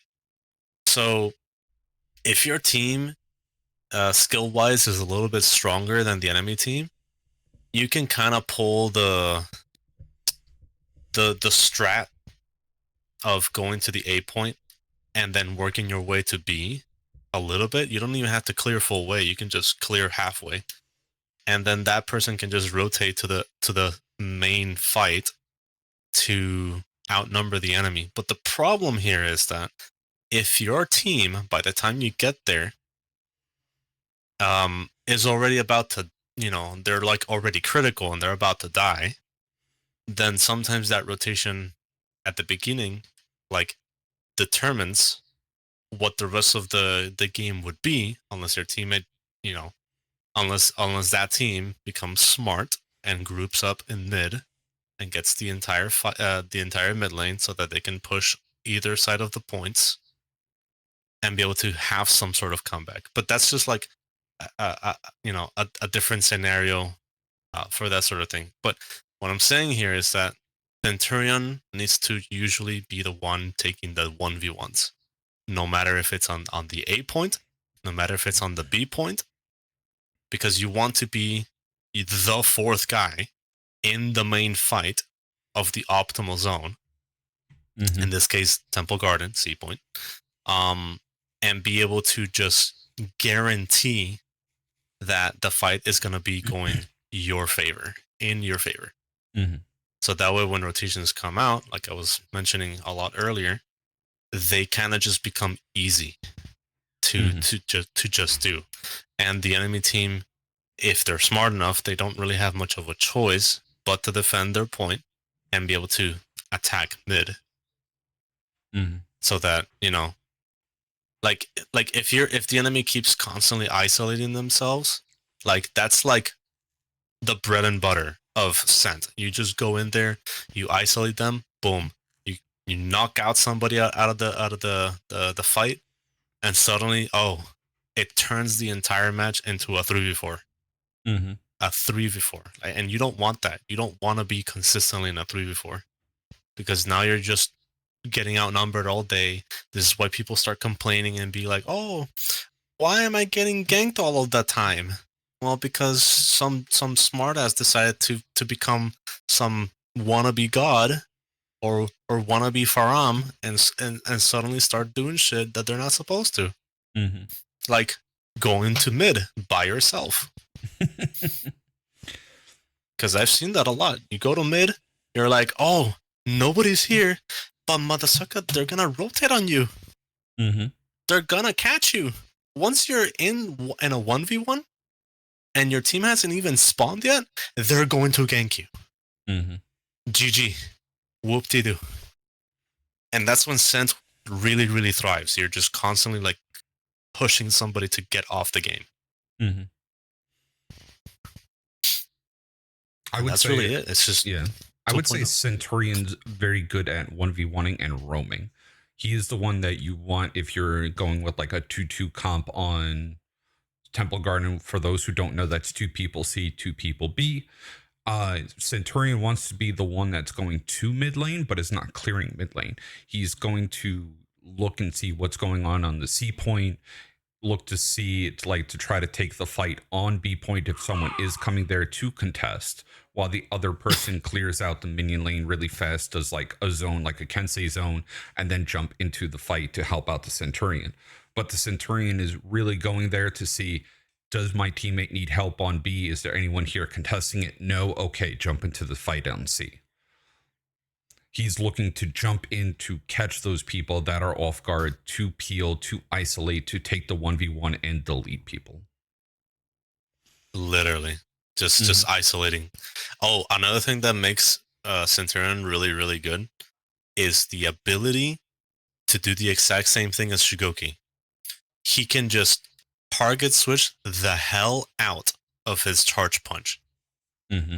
The hell out. He can just target switch, and people won't know where the hell that thing is going to land. Mm-hmm. So sometimes what I like to do with Scent, once I'm like in a big team fight and I'm isolating somebody, I just start like, okay, I pressure one guy, and then, okay, I did something, but then I have the opportunity to hit the other guy, right? Sometimes I just bait that moment right there. I bait two at the same time. I target switch one dude, and I make it look like, oh, I'm gonna throw it, but suddenly I switch back to the main guy. Boom, he gets the hit instead. He gets the knockdown instead, and I get the Eagle's Talon, and it's like free damage right there for the entire team to do. Mm-hmm. Now, and then once you keep doing that constantly and just putting someone in their place, with just that, Centurion can finally decide, oh, I'm not gonna do it to you now. I'm gonna do it to your friend, and you're gonna watch me do it. Mm-hmm. Because you're in his head now. Because of that. So And also other heroes that are really good with Centurion. For those who don't know the Centurion gank, are heroes that have guaranteed lights. So your Orochi, your Shinobi, your Shaman, your Shaolin. If you see a Centurion get a light in and go for his punch, if you get your double lights or triple lights with Shaolin, that will confirm the bash, which will then confirm Centurion's plunge attack. So those heroes work very well with him as well. And any map that has a lot of walls. So think your Shard, your Sea Point on Temple Garden. Anywhere with it's a tight like a tight spot, Centurion thrives in. Yeah. That's what I would say with that. Your turn with Gladiator, sir. Oh, since we'll switch off, since we're taking too much time on Centurion, we want to get out of here on time. We still have a whole roster to go. Yeah. One thing you can do with Scent is the same thing with the charge heavy. You can just target switch that pretty well as well. Same deal. All right. So Gladiator, honestly, it's just a downgrade of Scent. You're just doing the same thing as Scent. I guess the only thing that would make it different would be his gank, honestly. You would just probably do like a toe stab and then go immediately for the skewer. Teammate confirms skewer. And if the timing is done right, if you throw the heavy to land damage from the skewer, then Gladiator has to toe stab to confirm your chain heavy. That's honestly, that's as far as it gets. Everything else is just like 1v1 knowledge. That's it. And knowing when not to deflect. Because if you're deflecting somebody that has hyper armor, GG. Like the best next thing that you can do is just a dodge bash and do something with that and play with it. But directly doing a deflect, it really, really depends on who you're facing. That's pretty much it, honestly. I can't really think of anything else from a Gladiator standpoint. I would say Gladiator is a horrible minion lane clear. He is the worst in the entire game. Really bad anti-ganks. Yeah. The only way you could really do anything is to try to stall for your life, locked on side heavies with Gladiator to clear out minion lane. He is good at being able, if you're able to get the deflect while external guarding, to pin an opponent and peel out that opponent that you stabbed. But that is a very situational thing that Gladiator has. He has one of the most annoying dodge attacks in the game, so he's always looking for you to try to interrupt him because he's planning on already interrupting you. The one thing with Gladiator I would say is he is an initializer in a gank, but he's not a quote unquote ganker. Heroes that I've seen work well with Gladiator are heroes that have very big damaging heavies. So like your Highlander, your Raider, your Goki, your Hito being able to toe stab to confirm that heavy, and then guard breaking to confirm the second finisher. Finisher heavy is where Gladiator shines, but it's very unique. And if Gladiator is by himself in an outnumbered situation, he struggles drastically. So I would say even with like when we're talking about heroes that are good and not good in team fights, and like if you should be picking that hero or not, I would honestly like a Conqueror more than a Gladiator. But Gladiator is he does have a crazy amount of peel. He does work well with bleed heroes, but he is the baby that needs to be babysat. That's, I would say, the best way to put Gladiator at. He is a baby that needs to be babysat. Otherwise, he will get himself in a lot of trouble and find that one captain. Mm-hmm. Yeah, pretty much it. It's just purely 1v1 knowledge, and that's it. That's all you could do. Oh, and so one thing I can say, actually, in anti-gank situations, a lot of the times you don't want to always commit to your attack if you are trying to think of a defensive move. For example, sometimes I see people throw like, oh, they got a parry all of a sudden. I'm going to throw the punish, like let's say if it's a light parry, for example. I'm going to throw my heavy right away. You know what they're gonna do? The other guy's gonna hit you, and then suddenly you're being ganked. GG. What are you gonna do then? Well, the thing is, you don't throw the heavy. You don't want to throw the heavy. You can make it look like you're about to throw it, and make them throw something at you to counter the peel. So that way you're constantly making them feed you revenge until you find an opportunity to land damage. You know, you positioned yourself in such a way that you're able to land damage or do something, you know, hit them with something. But you're constantly baiting them to just feed you revenge for the most part. Just getting away. Just like the best thing I can do as a Glad is just line them up. Don't put yourself where you're having them perpendicular to you. Have them like in a straight line. They're like the guys, you're just constantly making the guy be behind his own teammate. So that way, like if someone attempts to gank you, they can't initiate it correctly because the other guy's too far away. That's pretty much it, honestly.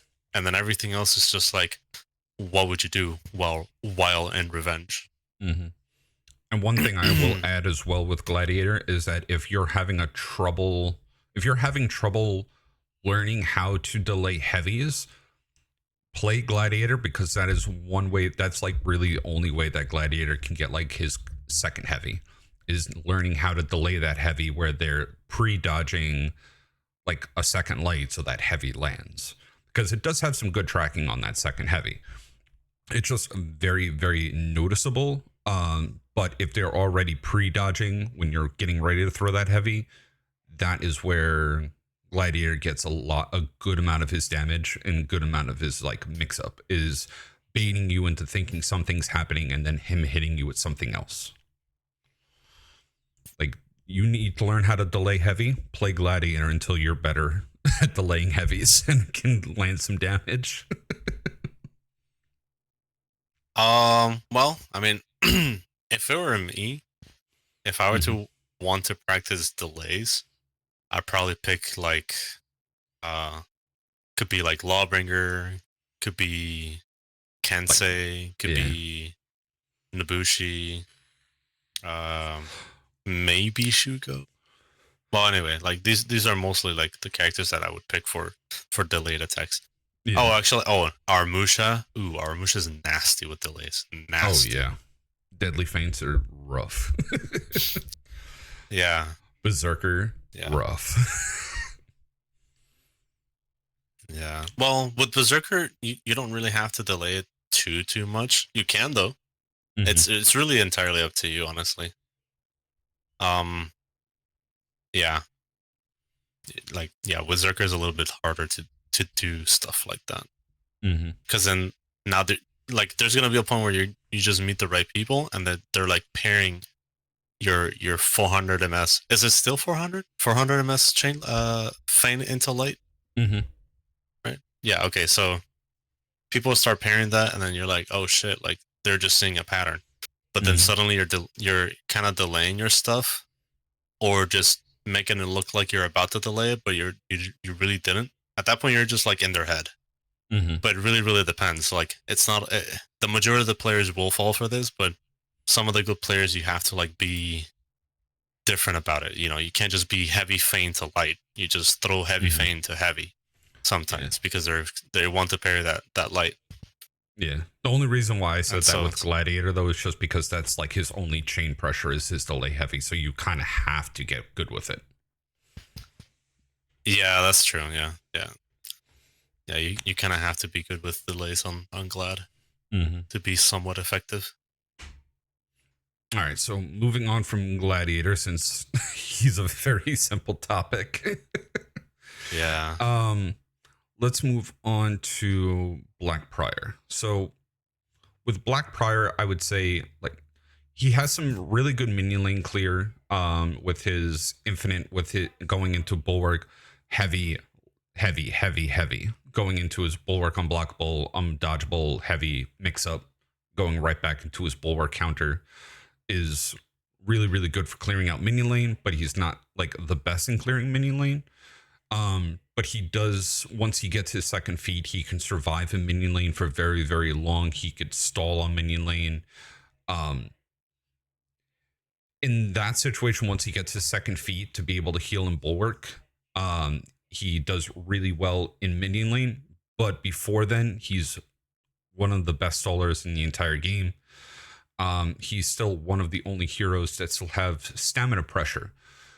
Being able to use his zone and bash to knock your stamina down, to pause it, to have you lose stamina, getting hit with his bashes. Which I'm probably, with how everything else is going, will be gone soon. Honestly, I've banned Black Prior every time I was in the duel tournament very recently, just because of that one small factor.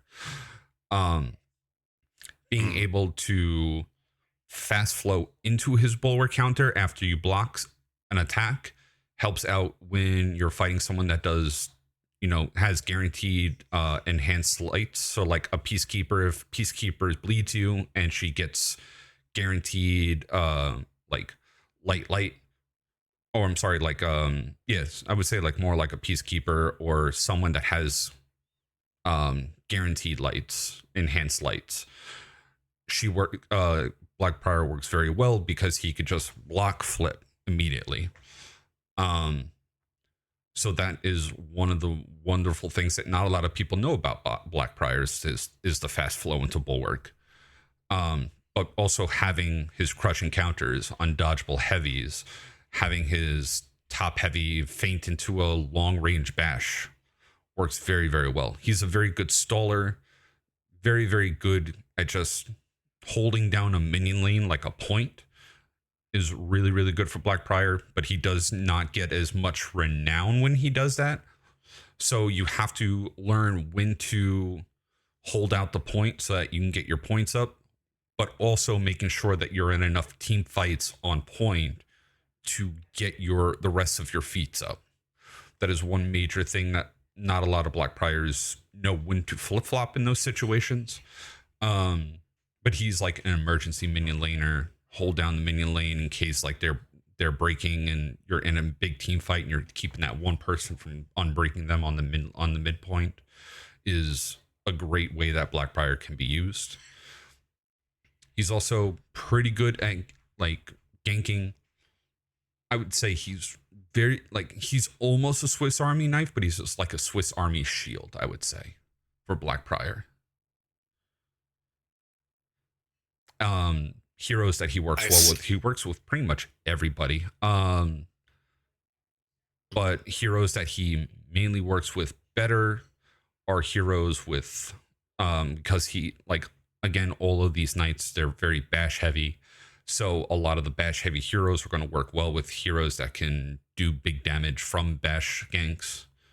But also being able to have that flip and have someone, finish their combo while he's still being flipped is a tremendous way that Blackbriar can help get in that extra damage and confirm those finishing combos. I would say that's pretty much it. Like, he's very, very good, but he's not top tier anymore just because he can't stop people like Varangian can with her full block to like stun them. But he's still very, very good. The only thing that's a downside is that you can't flip a trap from Nuxia. You can't flip the guard break. So whenever you're fighting a Blackbriar that starts to be very defensive, guard breaking them works tremendously well because they're looking to play defense, looking for that guard break, looking for that flip so that they can, change the tide of battle. I would say that, that's my 2 cents on Blackbriar. Gotcha. So the way I would think about Blackbriar, he's literally the how do I put this? What's the word I'm looking for? I was thinking about the word earlier as calamity, or like calmness, something like that. Mm-hmm. What's the word? Stillness? No, it's not. Well, anchor? Nah. Calamity. Yeah, that is a word. Calamity. Yeah, but calamity means like chaos. And if I'm dumb then. It's not. I know what you're going for. Whoops. But calamity is not the word. I was like, wait, what? Yeah, that's not the word. He does cause calamity when you're trying to swing and he's flipping you all over the place because you're just trying to get some offense in. Yeah, no. He's like, he brings like, man, if only I knew the freaking word. He's like the guy that just, makes things reset. Just let's just start over. Let's do a hard reboot on the whole fight, kinda. Let's just start again, and that's the sort of character that you want in the middle of a fight. For the most part, you want this guy in the middle of the chaos. Like, a lot of times I tell my stack or the players that play with me, etc., like, don't put yourself in the middle. You're gonna get smited the hell out. You're just gonna get externaled heavily. They're gonna take advantage of that. Don't do it. With Blackbriar, nah, flip. Just block, flip. Now, once the teammates see the Blackbriar flip, add the damage. How do you add the damage? A simple dodge attack. Dodge attack. Why? Because then you chain into a heavy, and Blackbriar can confirm that with a GP. And then all of a sudden, you added so much damage to somebody that now you're putting them in a disadvantage where they can't do anything. They're just stuck. They're like what the hell they're gonna do with low health? They have to be more careful about their decisions. Now, here's the next problem. You can't always be in the middle as a Blackbriar. Why? You're not always gonna be able to see everything. You're not gonna know when somebody's gonna external you perfectly. people, trust me when I say this, there are people who can actually follow everything, almost everything that goes on into a battlefield, into a team fight. And they can flip at the right time or when it's needed. Now, here's the thing. At a high level, people will try to bait your flips a lot of times. So as a Black Prior, you have to make a read on whenever they try to do that. Once you start seeing that they're doing that, you're like, oh, okay, well, he's definitely going to do it the second time. And then you catch him on the second time. But the way I like to position myself as a Black Prior, I don't want to be completely in the center. I want to be like, you know, near the center, not completely near the center. Mm-hmm. Just to the point that not every single person can hit me, but just, you know, just enough to be able to like have some sort of advantage, you know.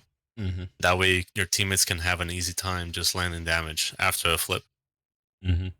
Now, Black Prior excels in mostly 1v1s, I think.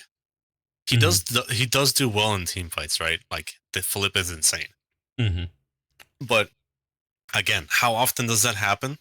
Well, that really depends on the enemy. If the enemy's smart, they're not going to be baiting you. They're not going to be, sorry, they are going to be baiting you to initialize the flip, and suddenly, oh, they didn't do anything. Oh, suddenly I'm eating damage because they knew you were going to flip for no reason. Mm-hmm. So don't be flip happy. Don't be flip happy. Like, you're going to get whacked if you constantly do that. Now, here's the other thing. Some people love just swinging at the BP. I don't know why. Some people just love doing that. And what does the BP do? I'm just going to keep flipping you. I'm going to keep flipping you and flipping you and flipping you until you learn your damn lesson. But then I've seen other BPs flip like a monster. You know, just I'm sorry, like a spammer. Sorry, not a monster. Like a damn flip spammer, and they're the ones that don't learn their lesson. Mm-hmm. And then you're like, like, why are you still doing it? You're getting punished heavily for it. At that point, you don't want to be flipping unnecessarily. At that point, you want to make them believe that you're unable to like counter appeal. Once that happens, then you do the flip. A good way to do that would be doing a forward dodge heavy, and suddenly you're going to flip. Mm-hmm. Or you're doing a dodge attack, suddenly you're going to flip. Now, it works a lot more when you're doing a forward dodge heavy into flip, because they're trying to chase you. They're trying to peel you. And sometimes you just bait that. Mm-hmm. So, like, a lot of times, high level players will tend to like pre-peel. They're not pre-peel, sorry. They tend to peel on reaction rather than reacting to a counter, Mm-hmm. which is fine. But yeah, like it's just like as a BP, you're just constantly reading the peels. You're constantly reading the peels. Like who's gonna attack me now? Who's not gonna attack me now? You're constantly on defensive. Like BP used to be offensive. Now with the bash changes, it just made them worse. Now you're just forced to do a defense. You're forced to be a tank. Mm-hmm. And it sucks. It sucks, but it doesn't suck. You have your moments. Yeah. BP very much feels like in that one action scene where the main bad guy and the main good guy are fighting, and then all of a sudden the bad guy points his gun at the person you're trying to protect, and you go, oh shit. And then that person jumps in the way to take that person out and hide behind something. Like literally an anime scene. That is what Black Prior is. He is an anime scene of coming in to protect you, but instead of self-sacrifice, it's just a giant shield in front of you. And just stay behind me and do what I say. Yeah. Or basically call him John Wick, you know? Mm-hmm. Because I think that's what he's more known for, right? John Wick. I Maybe. mean, I might be bullshitting on that one. I would say my Zhanhu is probably more John Wick. I had a whole video Really? series. I had a whole video series of Zhanhu that I called John Wick. Exactly, Zhanhu, John Wick. Yep. Mm-hmm. I see. Okay, well, either way, a lot of times you want this character to be in team fights for the most part. Because of just those capabilities. Yeah, he wants to get in near the center of the fight to be able to pull the fight towards him so that he could deal with the defense. Exactly. Yeah. Mm-hmm. Pretty much. Also use his CCs. Mm-hmm. The CCs. Well, I mean, it could be for any character that has CCs, but man, using his CCs are insane. Especially externally. Like, you ever get hit by an attack that's external, but you don't have an indicator on you? Mm-hmm. Yeah, you gotta learn how to CC those too. Mm-hmm. So, always having your finger on the light button with Blackbriar. Mm-hmm. Like, I think the best way to thrive with Blackbriar is to constantly play 2v2s. Mm-hmm. Once you get the hang of that, then it's like a different ballgame with 4v4s, because then you have two more people to think about. Mm-hmm. Yeah, always looking for the team fight. If the team fight is, if you guys are already winning, then go to the mid lane, clear out minion lane, heal up on there so you're not taking damage and you're holding that line. You are the front line in For Honor. Yeah. Think about it this way: if you're not feeling pressure by anybody, and you're the one dealing pressure, trust me when I say this, you're going to get smited the hell out. Mm-hmm. They're going to see when you do stuff. But that's when, this is a general idea. But with Blackbriar, you can just bait that, Yeah. because you have a flip. But if it was any other character, nah. Be careful. Mm-hmm. If you do not feel pressure, it's coming at you. It's coming at you, and it's coming at you. Mm-hmm. You're gonna be defensive. You gotta look around. You can't just focus on one dude mid fight. It's not a 1v1. It's a team fight. Mm-hmm. That's pretty much it. Yeah, he is the seasoned frontline guy, the guy that came back from the war and is like, "I'll tell you what we did here. We're gonna do the same thing." Exactly.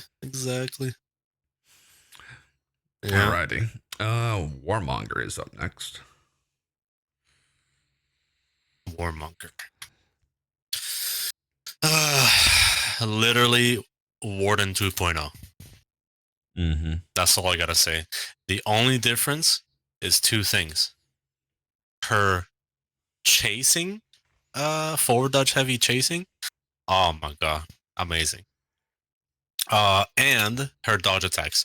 I cannot reiterate this anymore. Just use the damn dodge attacks. That thing is that thing is OP. Mm-hmm. You can just get away with things so much iframe going on. Mm-hmm. Now, if you're in a 1v1, spam the hell out of your bash. Just spam it. Do something. You can last frame feint that damn thing. Mm-hmm. And the Powerful. forward bash, not the side bash, the forward bash. The side bash gets guard broken if you just have someone standing there waiting for you. Exactly. Like her side attacks are very GB vulnerable, but her forward dodges are where she gets all of her pressure. Yeah, literally forward dodges. Mm-hmm. And on top of that, you have frame advantage with that character, so you're constantly feeling like it's your turn to push the button. Mm-hmm. Until they counter you. Then it's a different ballgame. Yeah. Yeah. So, for example, if it's Warmonger versus Warlord, right? Like if one has frame advantage and one is attacking, you're constantly gonna be offensive, offensive, offensive. But if the Warlord somehow has a counter that parries you, then you're in their ball game. You know, you have to deal with their frame advantage. But if you're playing like a character like Black Prior versus Warmonger, Warmonger is going to have the advantage here when it comes to frame advantage, because like BP's frame advantage is garbage. Mm-hmm. You know, it always goes back to neutral. It goes back to neutral, exactly, and it sucks. Mm-hmm. You know, Warmonger is the advantage abuser. Yeah, frame positive, literally. Yeah. I would say with and her feats. Oh, her feats, yeah. Oh no, use the hell out of her feats. It's amazing. It's insane. It's insane. And no, her feats are not toxic, just infectious. So don't think of using the feats as being toxic. Oh. They're meant to I didn't even know that was a thing. Oh, I've had so many people like, oh, you're so toxic using Warmonger feats. Like, bro, that's what the fuck she does. The fuck you mean? Yeah. Yeah, 6 feet. I don't know who that was, but people complaining and crying. Yeah.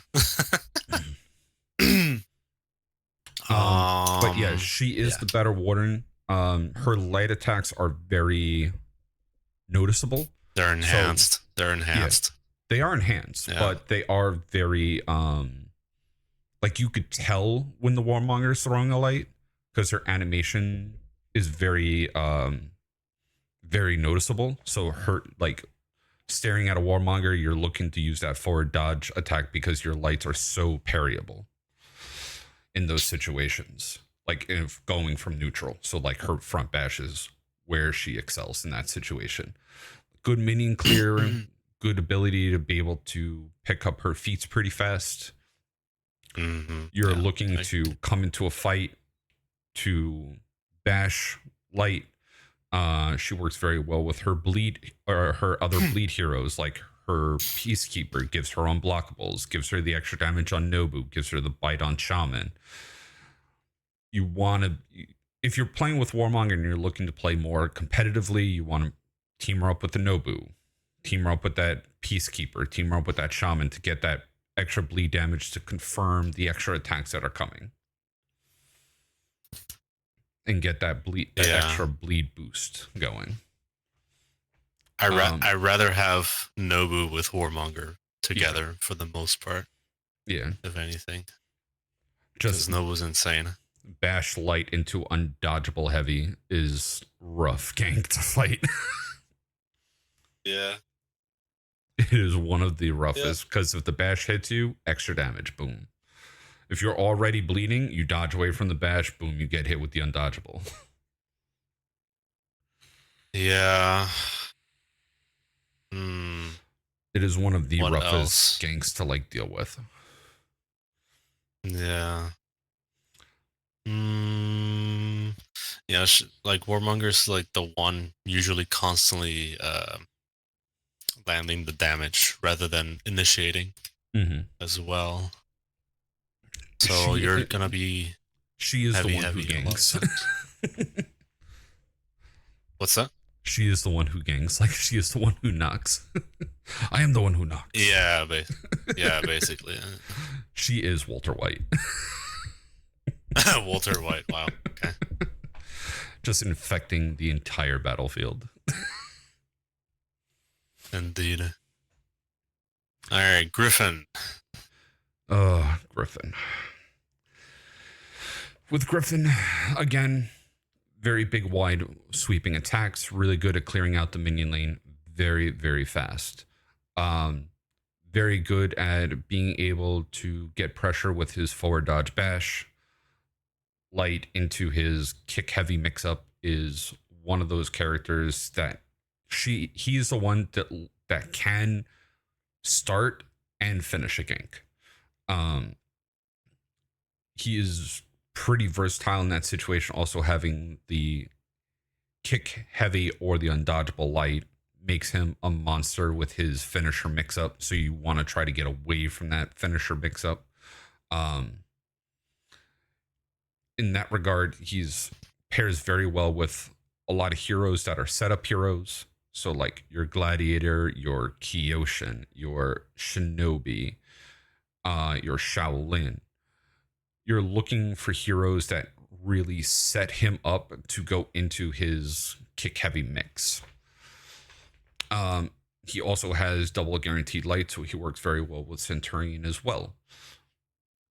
You're looking to really just, like, if Black Prior is the shield in the war, the Gryphon is more of like a general looking to rally his troops. A lot of his feats go into healing and being able to be a very big support. So he can play support and aggressor all at the same time. He's not quote unquote meta currently, but he's still a very strong, I would say, A tier type of hero. Where he's not broken, but he is annoying to fight against. He could fit in a lot of roles, but you're really looking to be in team fights. He has great mobility.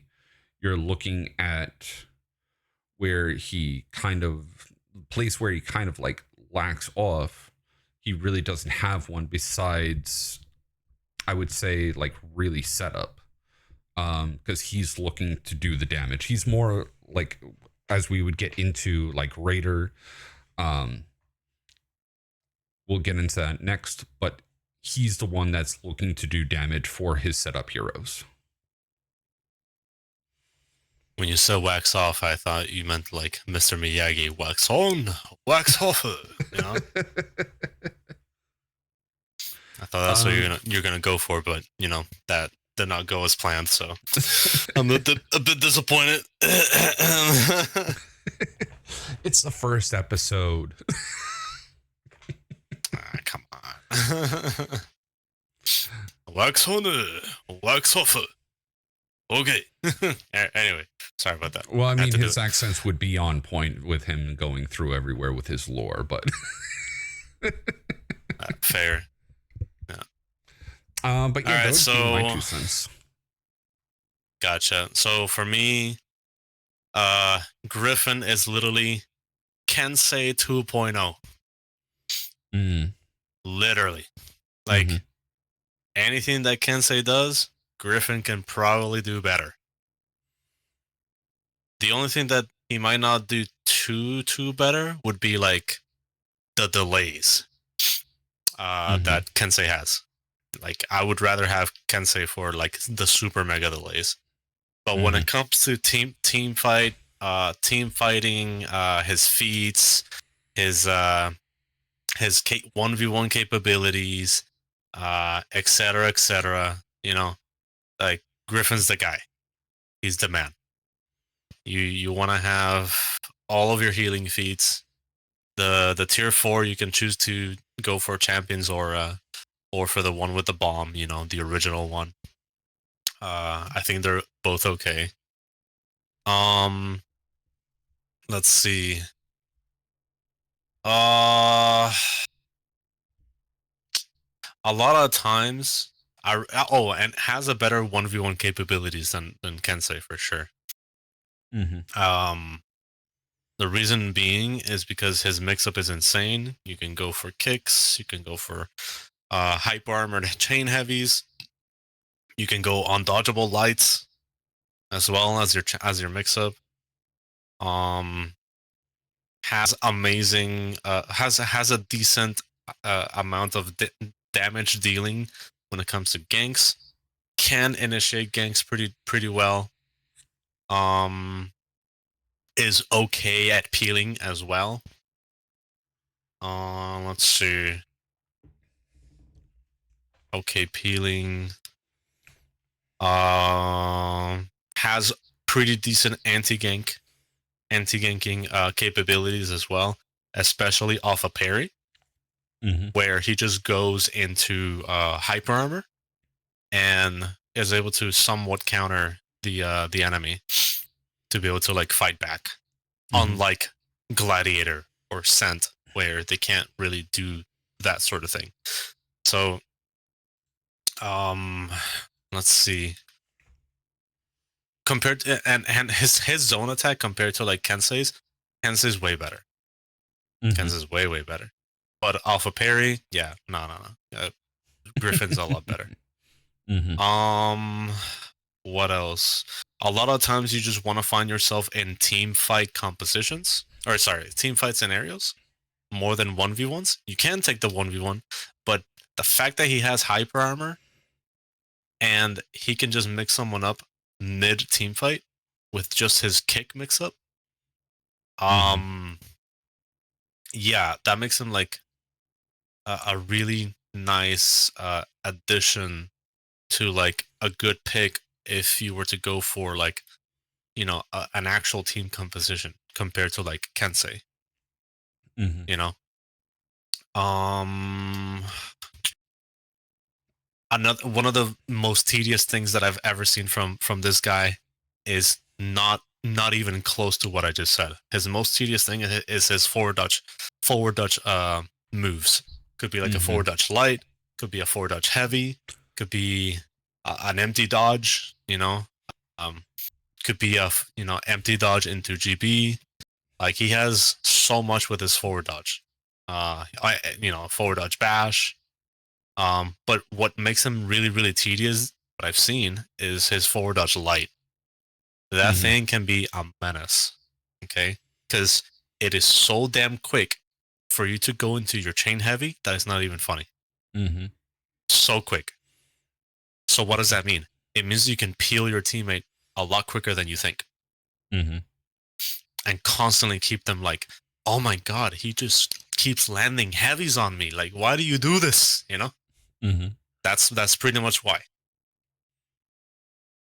Yeah, that forward dodge light is a better version of Tiandi's forward dodge light mix-up. Just damage. Yeah. So that's pretty much how I would use Gryphon. I wouldn't really say anything else other than that. You just want him in team fights for the most part, and that's it. He's just like a good assistant as well.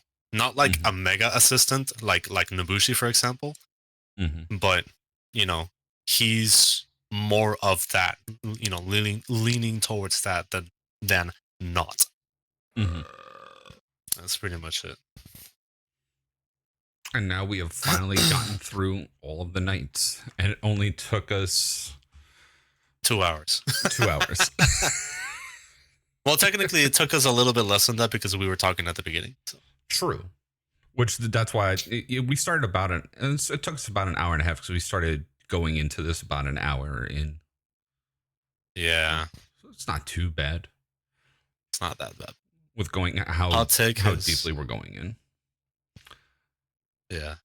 I'll take his back. Wait, what? His back input, like his old bash input, where it was like the Tiandi. Oh, yeah. Yeah, that I don't know why they took that away. Bad developers, not gonna lie. Nope. Alrighty. I take that back. Put it back in. That's what she said. Wait, who said that? Definitely not me. Definitely not me. Who the fuck said that? Hey. I know it was you, Spruce. I heard you, bro. Well, if you insist. Well, I was right on the money. It was him. Oh yeah, it was. He spoke first. He went into my chat to then go into your chat to go back into my chat. Oh, for real? That's funny. I clipped this guy. Yeah, if you're looking at the chat, like your emblem will pop up next to the person who's talking in your chat, so you could tell who's talking to my chat and who's talking in your chat. It's like Yeah. next to Spruce's name, I have him as a VIP, so it goes my logo VIP, and then his badge number, and then the previous message beforehand is just your logo, so I could tell you when he flip chats. Gotcha. That's funny. Oh yeah, I could see that actually. Now that I think about it. All right. So Raider, right? Yes, sir. I apologize. Oh, you're far away. Yeah, Jeez. I'm looking for something really quick, so give me 1 second. Go ahead, I'm listening though. I'm trying to find my vape juice. Oh, the vape man. Okay. Alexa XV more and breaks audio better. That's where you're switching chats? I see. Capiche. Fair enough. Alright, well, I'll start with the Raider. Since, you're looking for that. While you're looking for that. So, Raider is like... how would I put Raider?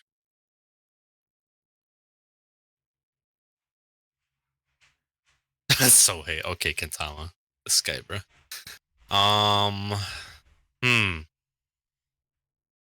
Raider. Raider is like literally the heavy hitter. Honestly. He's just constantly adding damage. Constantly. There's damage here, damage there, damage. Like his hyper armor just makes it possible.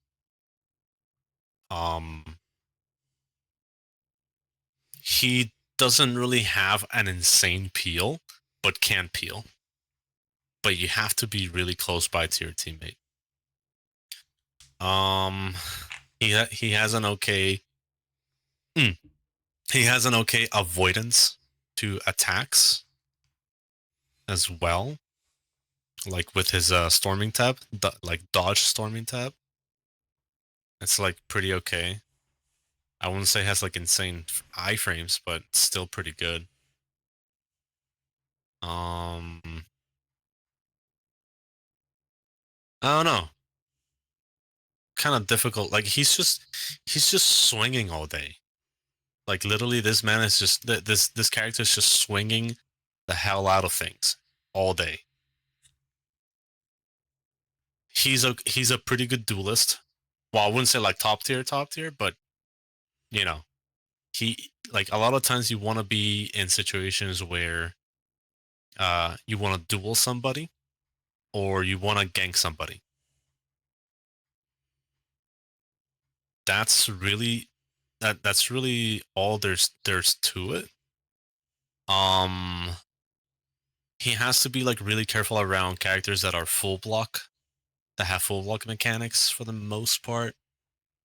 But that's why you have that's why a lot of players like to play with the unblockable zone as a first move rather than a regular heavy, and it really depends on who you're really trying to target.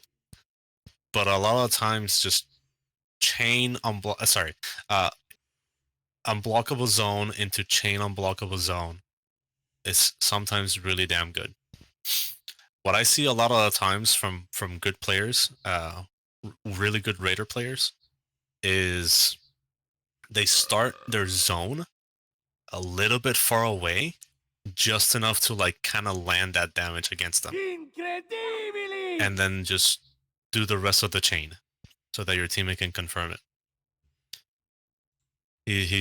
I think he's like a good character to like put someone, like force them to be isolated in a way.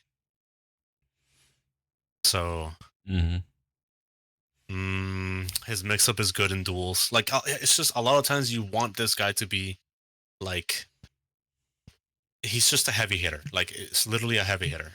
It's just swinging all day. Like I don't really know how else to explain this. He's just swinging. Mm-hmm.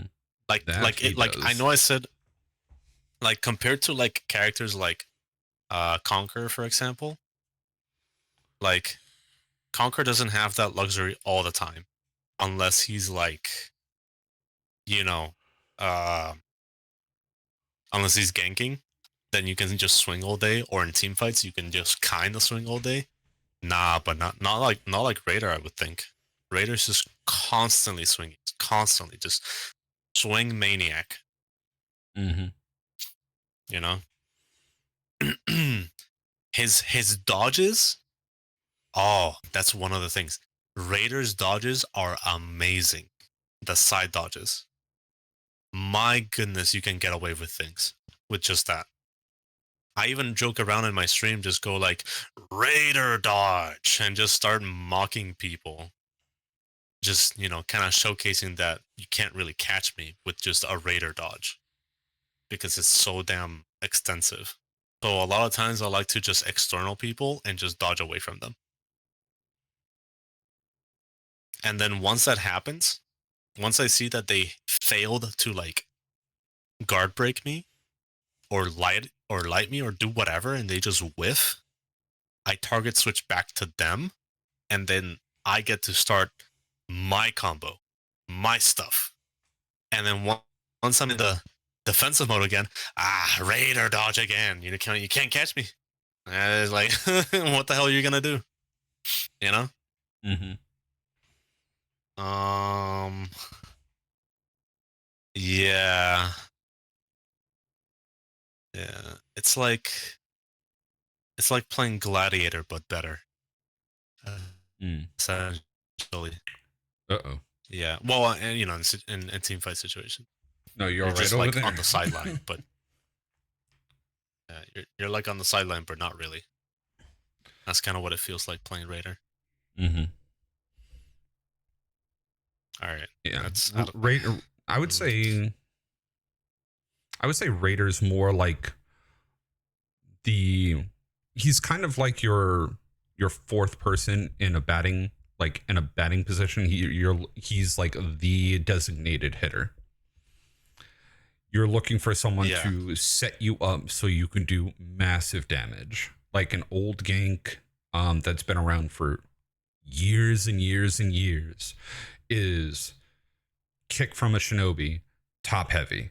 Shinobi dodges back to backflip kick you into another Raider heavy, which then you go into your unblockable. Shinobi dodges forward, GBs to confirm. Like, he is the guy that does the numbers. He doesn't have his own setup like Highlander does, but he is the guy that comes in to just wail on you and bonk you on the head and be like, no, no, no. And exactly. Like Syke did say, he does have a pretty, Raider is meant for positioning.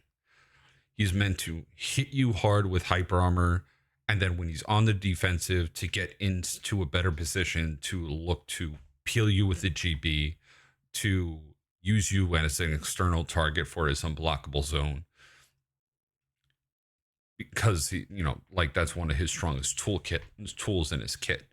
Really good at clearing out minion lane. I run a certain set of feats with Raider, especially if I know I'm going to be stuck as the only person clearing out minion lane. Because he is one of the only heroes that has battle cry. The only other hero that has that is Tiandi. Where if you're in the middle, like let's say you're on High Fort, because it's a very good map for Raider, and you're on the A point and you see one of your teammates is stalling his ass off on C, but you don't have B point. A good thing for a Raider is to come down from A, haul ass toward the minion line, pop battle cry so that all the minions fly to the other side while you're running back to go help out your team fight at C. It is one of the greatest feats when it comes to position when you're trying to play position in more strategic versions of For Honor. I would say Battlecry is better than Fury, even after like the Fury nerf. But Fire Fury Flash is always going to be king when it comes to a full team clear. I play my Raider a lot more positionally, a lot more strategically. If I need to run somewhere, boom, I pop battle cry, run to the team fight. Especially in late games, it helps out tremendously if you're in a really bad situation to you and one other teammate, and they're fighting the entire team, and you're like, fuck, I have to unbreak us. Pop battle cry, either go grab the other point where no one's at to try to stop the break so you get reinforcements in, or to go help out your teammate in the fight if you're already unbreaking with B being untaken. But that positioning to instantly get a Raider charge to ledge someone, tremendously needed to play as Raider. So knowing your environment, knowing your maps are a big thing for Raider. Not necessarily knowing his moveset, but knowing where the hazards are, knowing where you need to be positionally, making sure you get your feet up, maintaining the minion lane. I would say Raider's more of a roaming designated hitter. That's what I would say. He's a guy just walking around with a bat, fucking Bear Jew from Inglorious Bastards kind of person. Oh dear. He's example. He's looking for the setup. He's going to come in, do his damage, and he's going to move on. Okay. Well, I do agree to most of what you said. The only thing I might have to disagree with this is the Fury pick. Mm-hmm. So the reason I would pick Fury over Battlecry is not because of the team fight capabilities. It's more like if I want to stall the hell out of a spot of a fight, I want to pop that because it boosts everything. Your speed, your attack, your defense. So it allows your teammates to rotate on time while you are almost dead. Or maybe you're not dead, but they don't take a lot of your health, which makes you feel like, okay, I can still kind of fight even after my teammates come along and help me out. That's really the only reason I would pick Fury over Battlecry. Even though Battlecry might have its benefits on certain other areas, including team fighting, just the fact that you can just stall at critical situations kind of just, for me, seals the deal as to why I would pick it. Because sometimes, like I said before, it's not about the person who has the most KD. A lot of times, sometimes the person who stalls like crazy but has somewhat of a KD is like MVP. Without that, you're if it wasn't for something like that, the score, the score on the leaderboard on the top right of your screen, right? You're gonna be either on par with the enemy or close to par, just a little bit ahead.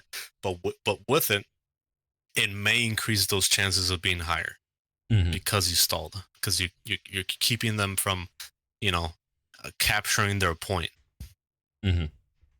Or sorry, well, not just capturing their point. Sorry, that's not what I meant to say. It keeps them from gaining points while you get the rest of the map. So therefore, you're constantly gaining while they're not. That's it. Yeah, that's the only reason, to be honest.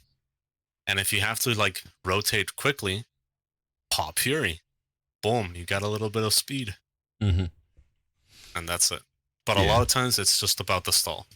Yeah, for me, I whenever I play Raider, I just never truly feel the benefits of Fury whenever I'm playing Raider. Maybe it's because I'm looking to do more damage and trying to peel for my teammates, and I take way too much damage from it. But the way that I like to play Raider is more of the, I would say, more of the roamer than the big heavy hitter, looking to clear out minion lane, looking to gank this person, peel this person. Not so much being too big in the team fight, but looking to be mainly a peeler whenever I play Raider, like peeler / minion lane clear. But that's also my play style, and also looking at from the casual side of, oh, maybe these teammates aren't like, they're holding their own in fights, like stalling wise. I find that Raider's more of the hero that's not the staller, but the reinforcements whenever I play Raider. Gotcha. That's how that's how I initially play him, and that's how I feel like if you're playing Raider as a staller / team fighter, Fury would help.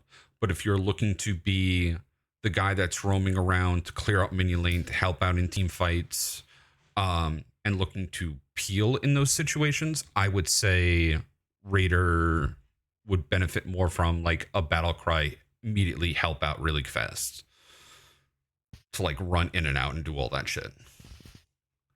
That's where I find like the difference between that feat is. But that's also a personal opinion of mine because I'm one of the only people that run battle cry. But it's such a unique feat though. Gotcha.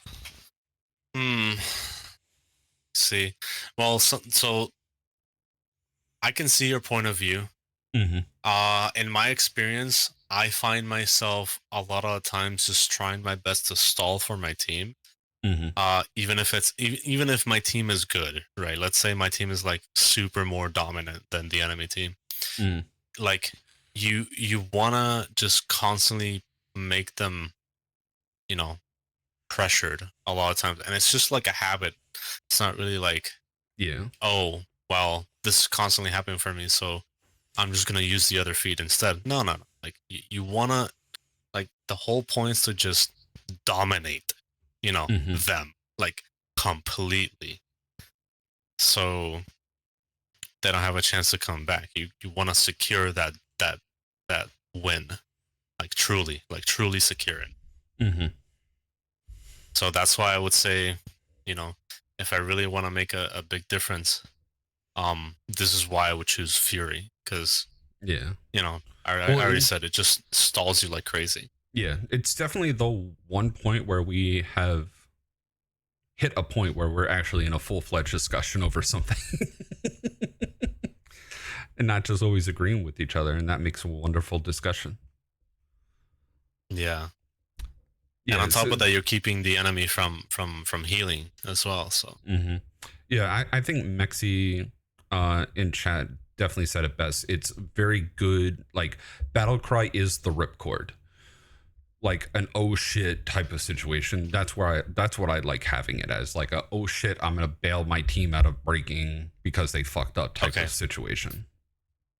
Okay. Well, my question to kind of follow up to that is, how often does that happen? That's the real question. To be honest, me playing Raider the way that I do, very often. Okay. So for me, like, since I'm already used to, like, people like with what competitive players like methods of rotations is, and the constant things that allows them to be successful. This is why I chose Fury, because of that. Yeah. Like, this is just based on like a much more intense pressure, because you're constantly like, fighting for that, dominance in that fight. Because everything else is just consistent. You don't have, like, there's no need for that emergency mid rotation. Like, if I want to do an emergency mid rotation or stuff like that, sometimes, really, like, truly, sometimes you can sacrifice a feat, a tier 4 that kind of just clears mid, and then keep stalling for days on with that, what's it called? Yeah, stalling with Fury, but using your Fire Flash to like clear out minion lane really fast type of situation. Yeah. Like, when it comes to like clearing, yeah. Yeah, I would rather stall than use a tier 4. Like, this is just critical situations. So I'm not saying this is gonna happen all the time, but I rather much stall forever than just do a mid emergency rotation. Like that usually doesn't happen for me, honestly. Mm. It's just not gonna happen. Like it's like I said, once your team fights are good and your anti ganks are kind of good or somewhat decent, everything else just goes smoothly. Like it's not gonna be like you're in my opinion, you're just constantly in need of like keeping them in one place. That's it. That's pretty much it. Yeah. All right. So who's next? Oh, Warlord is definitely next. Warlord. Just ledge everybody. GG. I mean, with Warlord has some really good, like he has his good crushing counters on all sides. Being able to have that crushing counter, the hyper armor on his heavies, a pretty decent fast bash, and a full block with a good chunk of health makes him somewhat solid, but he's more along the lines of looking for a 1v1 to almost like he's a very big isolator, I would say. He could peel with his like his charge attack and a GB, but besides that, a lot of people end up trying to do that and feeding a lot of revenge as Warlord. And you need to learn patience with Warlord. He's also one of the shield heroes that you'll sit there and full block for your teammate while your teammate is doing damage. So if he hits you with an attack, you're just going to go ahead and punish him for that attack while leaving your teammate open for like a follow-up afterwards. Nowadays, he's not as strong as he used to be, but he's very, very, very annoying if you're not getting into like if he's mixing you up with like the lights and heavies, getting ready to full block as soon as they see red can get a little agitating. You're looking to pick someone that has a lot of pressure. If you have someone that's like doesn't have like the best of opening, maybe like a Zerker, you're looking to at least bash to like get Berserker ready to go for his offense while looking to throw out your big heavy like hyper armor heavies. He is another wall like Conqueror. Like he suffers almost from the same situation, but he does have a good roll catch. He just doesn't have a lot of frame advantage pressure. It's more he's very neutral pressure heavy when it comes down to it. Where Conqueror is more baiting you out, Warlord is looking to constantly keep you in neutral, to keep you on your toes, to almost counter you instead of baiting you for a counter. He's looking to counter what you're going to do. Not the best minion clear. He kind of sucks in the minion clear department.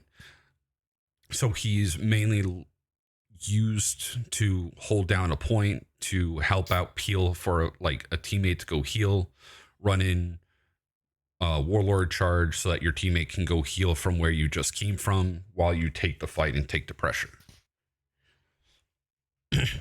Not the best hero, but I would say a solid like B hero. Like he's very middle of the pack. You're not going to do a crazy amount of damage. You're not going to anti-gank your ass off. He's one of those heroes that's just very, very solid. But if you try to go too much with him, he's a very fine balance, I would say. Like you try to get a little bit too offensive, you are getting punished and hurt badly. That would be me on Warlord. Look, I like what Sardis said. Jack of all trades, master of none. That's pretty much Warlord, honestly. I agree. Mm-hmm. I totally agree. Yeah, Warlord for me is like a back pocket type of character. It's just a comfort pick, you know. You don't really have much to do with him other than just general stuff. He's like full of general everything. And I heard the raw. Mm-hmm. But yeah, Yeah, that's my phone going off. Sorry. Oh, that's your phone. Yeah, That's funny. my phone's notification sound is raw. Yes. I see. I just put it on vibrate. My bad. Gotcha. That's some real For Honor love, I know, right? You know it, Maxie. You know it. Yeah. So let me see. Well, man, it's just Warlord just does everything. I don't know. He's Mhm. He's okay in team fights. He's okay in duels. He's not like the best, but he does something. He's basically an all-rounder character. Honestly, just literally an all-rounder. I don't even know what to say. Like Conqueror is a like blocky shield for his wall. He's just the round shield, all arounder. Basically, yeah. Like so with Warlord, the only thing that kind of just stands out of everybody is obviously his heavy perks, his feats, and the fact that he can just ledge people at any point. Like, uh, I don't even know how else to describe him. He has a decent gank as well with his full block undodgeable heavy, which is literally the same thing as Nobushi's. Exactly the same thing, only with Warlord. So people can just spam the hell out of that and be successful. It's such a stupid gank, honestly. Anyway, it works, but it's dumb. Very OP, very broken. Let's see, what else can he do?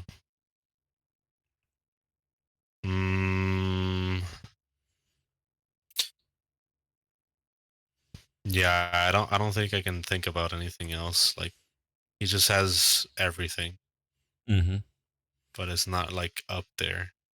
Yeah. Like with Blackbriar is that like person that comes in with the shield to be like, stand behind me kind of character. Warlord's more like the Dark Souls character that's really memey, that's just walking with the double door shields from Dark Souls 3. That's Warlord. I can agree to that, yeah. What's up, Decoy? What's up, Decoy? We used to call Warlords... Wait, what? We used to call Warlord... I guess you meant the Roman's Revenge, as it was first loved until Shaman came along. Oh. Oh, he's talking about the Dev Roman. The Dev. Oh. Yeah. I okay. Gotcha. Actually, I think, went over with Eric to Dead by Daylight. Both the Pope and Roman are both on Dead by Daylight now. Oh, dude, I miss Pope. So good. At least he will live on with the Shinobi bot. Yeah, true. But yeah, honestly, Warlord's there's not really much. Yeah, he's very basic. Like, it's solid, but it's not great. He won't do well, but as long as you're minding your P's and Q's, you can kind of make him work. No, I wouldn't say he's like bad.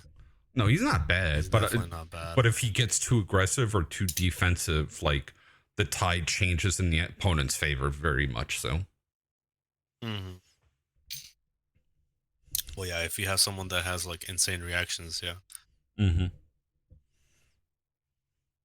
All right. Is there a way we can just speed up this whole? Yeah, we definitely need to. It's 8:00 already. Yeah. That's what I was trying to get us going earlier, but we kept talking. Yeah. I think what we can do right now is just finish up the Vikings and then we could, like, for the next one, we'll go with everybody else. What the next stream? Yeah. The next time we do this, we could start off with so you the wanna... samurai, the Wulin, and the outlanders for next one. Oh, okay, so you want to do like a part 2? Yeah, we can definitely do it. Well, because we're taking so long with it, and especially this is like the first episode, we have to, get everything established. We can get this moving into the next episode. Yeah.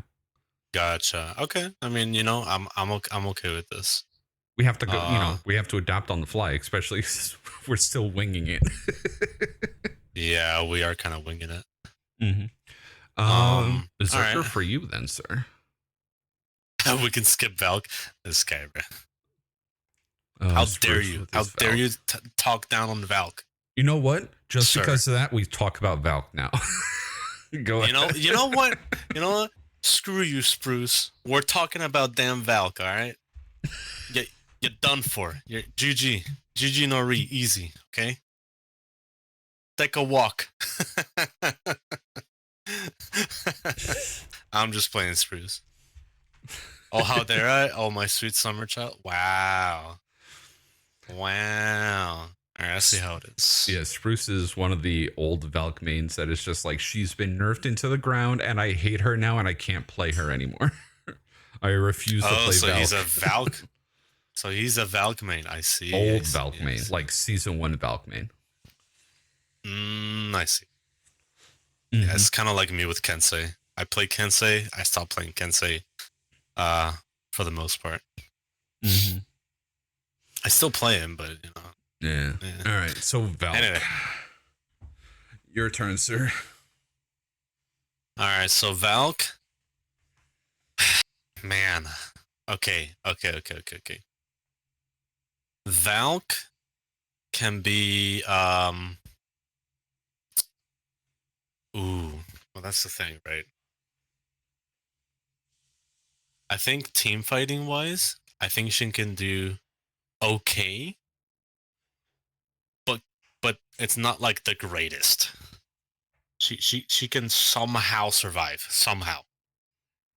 Like her CCs make her,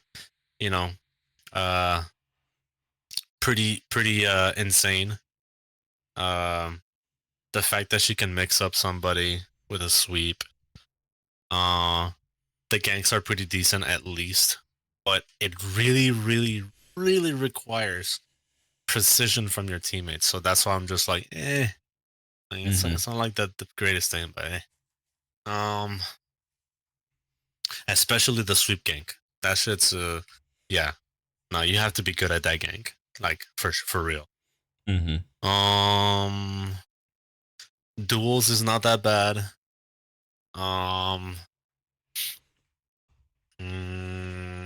She doesn't have hyper armor, right? No. She doesn't. No hyper. The pins. The pins is probably what makes her really unique. Really like she could do something with it.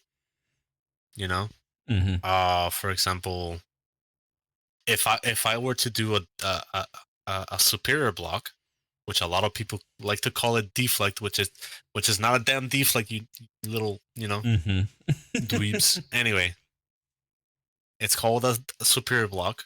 In her case, like if I wanted to ledge somebody, I could just superior block one guy, and suddenly just guard break them, guaranteed, and just swing them by the lava or the ledge or whatever, and boom. But she can also decide to do a pin, which goes into a bleed, and that could be really, really like she's mostly like a defensive hero, honestly. Like you're just constantly trying to mix them up with the defense, just defense alone, which kind of makes her okay in team fights. But still, I would not really pick this character as a must or anything like that. It's more like, you know what, I'm gonna have a little bit of fun, so let me just pick that character. That's it.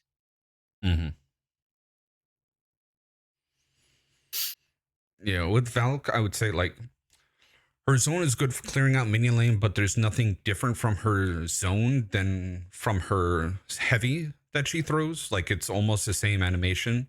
So there's nothing really special with her zone. Being able to superior block, guard break, is good. I mean, especially since you get the guaranteed sweep from a guard break throw. So that does help her with being able to set up her own sweep gank. Like, hopefully that her, she gets a guard break, throws sweep, and gets her heavy in as a teammate comes in to throw like a heavy. I would say they turned Valk into a tank without giving her the health pool for a tank.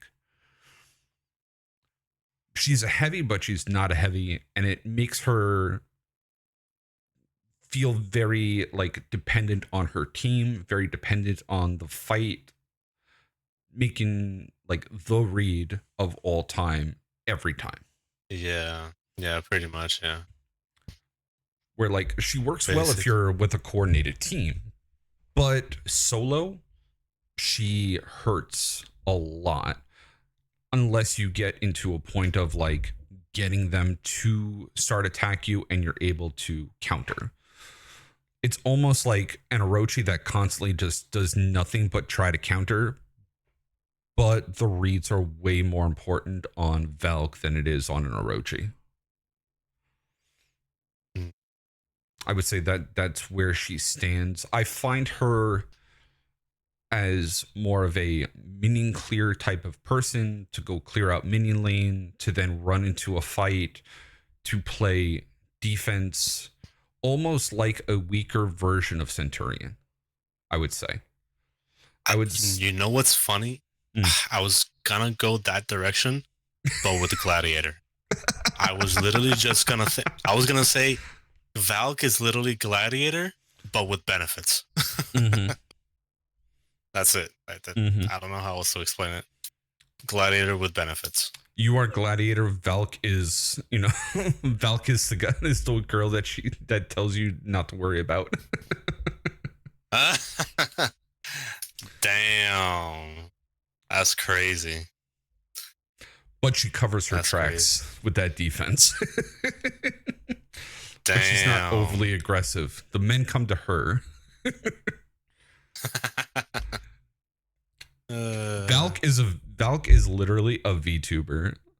Like, is so afraid to get any offense in, and only has defense. And then when her defense doesn't work, fumbles and goes and runs away.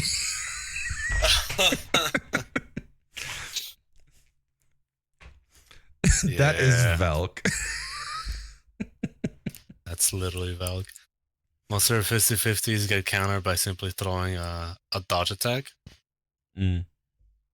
Yeah, until you do the full block into like a super weird cancel, then it makes people dodge attack for no reason. Mm-hmm. Like a Valk, and also a Valk needs a connoisseur. It's like that one glass of wine that everyone says is worth thousands of dollars, but no one likes except for the people that like are made to drink wine. And even then, they're like, I think I wouldn't have that casually. I don't know. Wait, what? I don't know if they're us. I like this analysis or hate it. But please keep going. I think he's on about my VTuber analysis. Oh, yeah. That I totally blame Brick for that. That's not me, bro. Mm-hmm. Mm-hmm. The forward input on all the guard nearly killed it at high level duels. I think he says because you have to dodge, like a lot of people dodge forward, or you have to go throw out a heavy to go into your full block, leaves her very GB vulnerable. So whenever a Valk is in the middle of her combo, if you're just spamming GB, you probably will get her in the middle of her trying to like combo and not let anything fly. Yeah, well, I mean, at that point, you kind of just have to be smart and not throw the full block. Like if as a Valk, if I start seeing people just throw random GBs out of nowhere, I'm just gonna let the heavy go. Mm-hmm.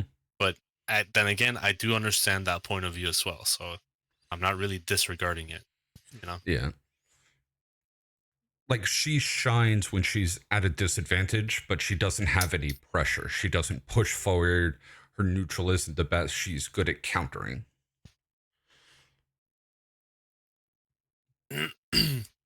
She's like that really bad medic on a battlefield. Like you don't want to get healed by her, but like she's the only one available, so I guess she'll do. Yeah, that's true.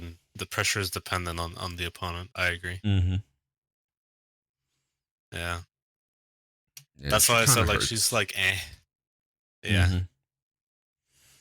All right. Again, we're taking too long. Berserker. Yeah. So We gotta stop yapping. yeah.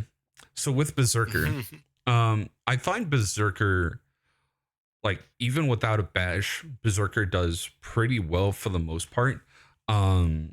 Especially with his hyper armor, like his heavy feint and the hyper armor light, getting into that hyper armor mix up, does really really well. He has a really good gank with his opponent GBing, even if he can't counter GB, full zone gives your teammate plenty of time to throw out a guaranteed heavy. Is really good at catching those people trying to run away from points, and is really good at trying to make sure like they're not healing with his chase. Isn't the best at anti-ganking, but his dodge attack does give him very good mobility. And again, with catching people that are trying to run away from fights. Berserker is someone that he's very team fight dependent. Not the greatest at clearing out minion lane, but his zone does clear out, a good line of minions when they're lined up. Not the best when they're separated. Isn't the he's pretty good at stalling with like how much he moves with his dodges. But after they fixed his unlocked dodge attack, like he's no longer like the god of stalling anymore.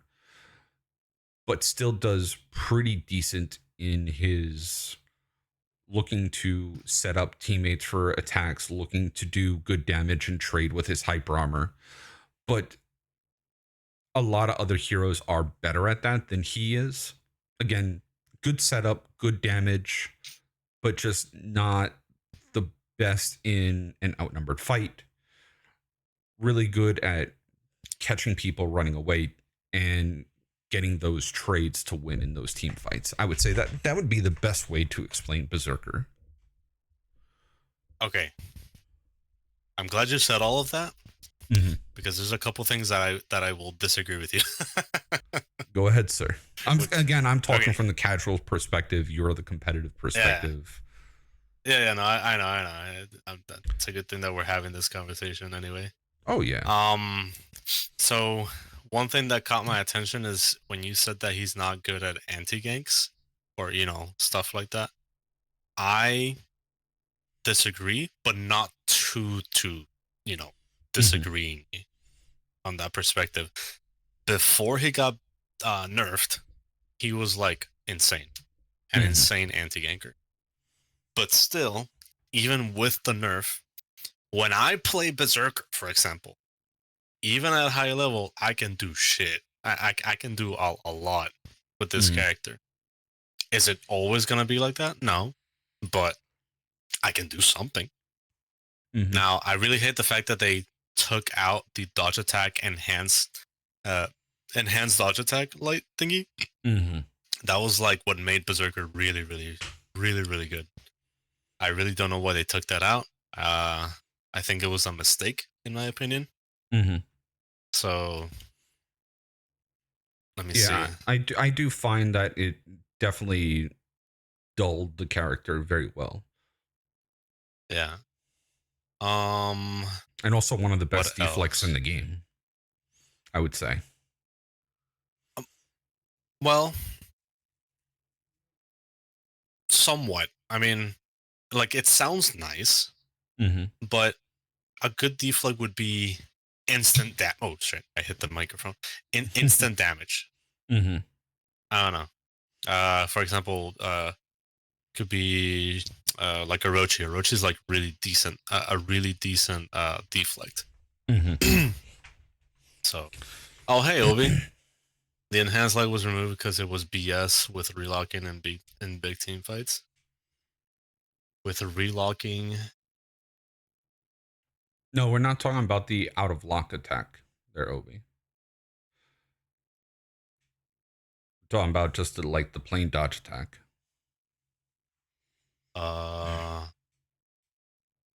yeah, no, I'm not really. I wasn't really referring to the unlock tech crap. Mm-hmm. Like if they wanted to take that out, they should have just focused on that. Mm-hmm. I'm just saying, like the enhanced light should have just stayed, in my opinion. Because now you're in situations where you're like, what the hell am I supposed to do here? That's it. But that's just me. That's just me. Let's see. What's this? His gangs. Oh shit! I threw this to the keyboard. His gangs are pretty decent. It's pretty straightforward. Just GB for the guy. He zones. Does a confirm for his teammate. That's it. Mm-hmm. I'm not great at explaining this, but it does have to do with how often you'd be in chain and spamming. Yeah, well, I mean, they're saying like because like Pirate kind of has almost the same exact thing, but he has an infinite. I think that's what he's talking about. I mean, I'm not sure if that's what he's. I mean, I hope that's what he's talking about. Exactly. Okay. Mhm. Okay.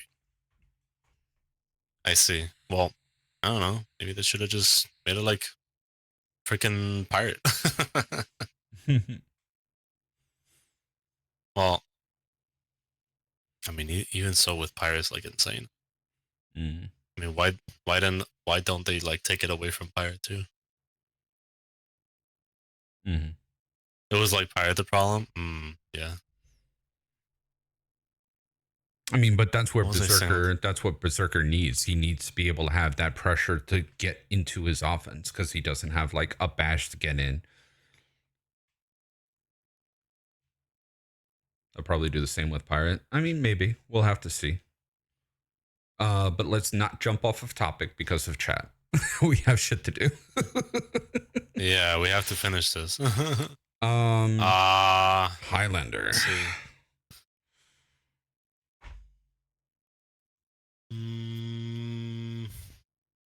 You want to take Highlander or Shaman next? I'll take Shaman next. Okay, so go ahead, sir. I don't know. With Highlander, I'm not gonna lie, it just feels like Valkyrie, but better. I don't even know how else to explain it, honestly. It just feels like Valkyrie, but better. Has insane mix-ups, has good offensive lights, constantly is pressure to, depend on what the enemy does, but at least he can do something with it, Mm-hmm.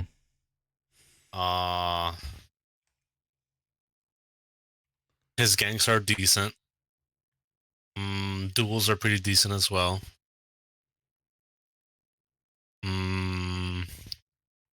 He's more of a team fighter and ganker. Mm-hmm.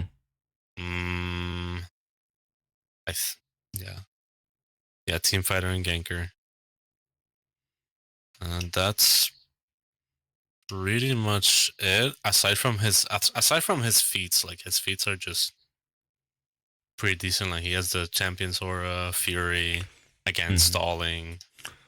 And even with like the latest change of giving him like the hyper armor on his zone, so going from zone to his chain heavy helps clear out minion lane really well too. Yeah, so true. And with Highlander's grab gank, his kick grab mix-ups, and the wonky animation that kind of hides where his guard is. It makes him pretty strong and very, very potent in team fights. Yeah, he's like a counter you don't expect, kinda. He's the one you're like, oh, here's an opening. Nope, there's no opening. Exactly. Yeah. Exactly. He is the Kyoshin full block, just blade swinging everywhere. I think especially a good Highlander. A good Highlander is rough to fight against. Highlander rework drove me away from For Honor. Yeah, that's Saturday. Yeah. What's up, buddy? Hey, Saturday. We all miss ya. Just saying. But yeah, I would say Highlander is one of those picks where it's like he is looking like if you need a babysitter, he will put you on his back and take you wherever you need to go, and then demands to be paid double because he will beat you up if you don't pay him double.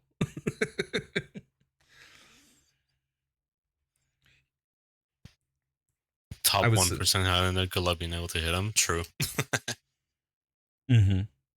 It's rough fighting Highlanders nowadays just because the animations are so wonky. And he has so many tools now, it's ridiculous. True. Okay. But I would say like that's pretty much all you need to say about Highlander. Like works well with everyone. He is the one that like everyone go like whenever there's a Highlander, you don't do your gank, you do the Highlander gank. A lot of the team fights then are based around him rather than you doing your gank for your hero. Yeah. He's more of a ganker, if anything. Or he's more of a ganker. Yeah, you fight more around a Highlander than a Highlander fights around you. Yeah. Highlander is now Unga Bunga. Unga Bunga. All right, Shaman. All right, so Shaman over the years has been nerfed to absolute high hell when it comes to 4s, but she does do very, very well with 1s. Like she's one of the strongest 1v1ers right now currently in the game. Being able to get that bleed damage, heal from bleed as a ability, not a perk, not a feed, just an ability of hers, makes her very, very strong in the 1v1 category. Being able to isolate people with her bash and get the guaranteed pressure from the bash, guaranteeing her double lights into her mix-up, makes her very potent in those fights. I would say the one thing that, where she hurts is trying to get that bleed going into the bite because she no longer has hyper armor on the bite anymore. And teammates and enemies interrupting the fuck out of it all the goddamn time makes her very frustrating to fight with, like fight as. But if you have a good teammate, Mr. Sykes Nobushi, where we were just lighting people up the other day. I went 20-2 on Shaman, just letting him I was just running around biting everyone. But good isolator. For it, bro. Oh yeah, she's a good isolator, good peeler, really good in the 1v1 department. Like if Nobu had good 1v1, it would be Shaman. But she's very roamy, like she's always running around looking to jump into a fight. She's not looking to anti-gank, but she's looking to stall to hopefully get a teammate to come in so she can pick her target and isolate them. So almost like a Centurion, but with bleed, I would say. Just not as but she's better in the 1v1 department, I would say, than Centurion. Just because the extra heal, the health swings make her damage incredible. But if you're playing with randoms, don't always go for the bite. Look to always heal up. Look to play safe while also looking for that bleed so that you can get that damage. Oh, your teammate, the enemy rolled away and now the person you're fighting is bleeding and your teammate chased them, go for the bite. Like, now you're going to get uninterrupted. One of the biggest health swings in the entire game. But she is a very big opportunist, I would say, when it comes to team fights. You're looking to play defense, looking for the deflect to get that bleed going so you could heal up off of that person. But overall, a decent character. I would say more of a higher A point in that situation. She's that girlfriend you don't want to piss off or she will fucking bite your throat out. Okay. All right then.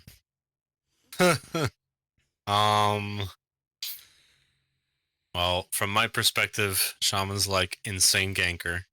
Mm-hmm. Like you already said how good of a ganker she is. She's an insane duelist. Her team fighting is not like the best. So a lot of times you're gonna have to be like on the defensive side and constantly isolate someone so that you can do something. And that's not easy. Yeah. Not especially in a team fight, yeah. What else? Sucks at minion clears. Amazing for rotations, amazing for chase. What else? Her feats are insane as well. Mm-hmm. She's the hero hiding in the bushes that you should be afraid of. Yeah. A lot of times you just want to find this character just isolating somebody. Just constantly isolating. Constantly.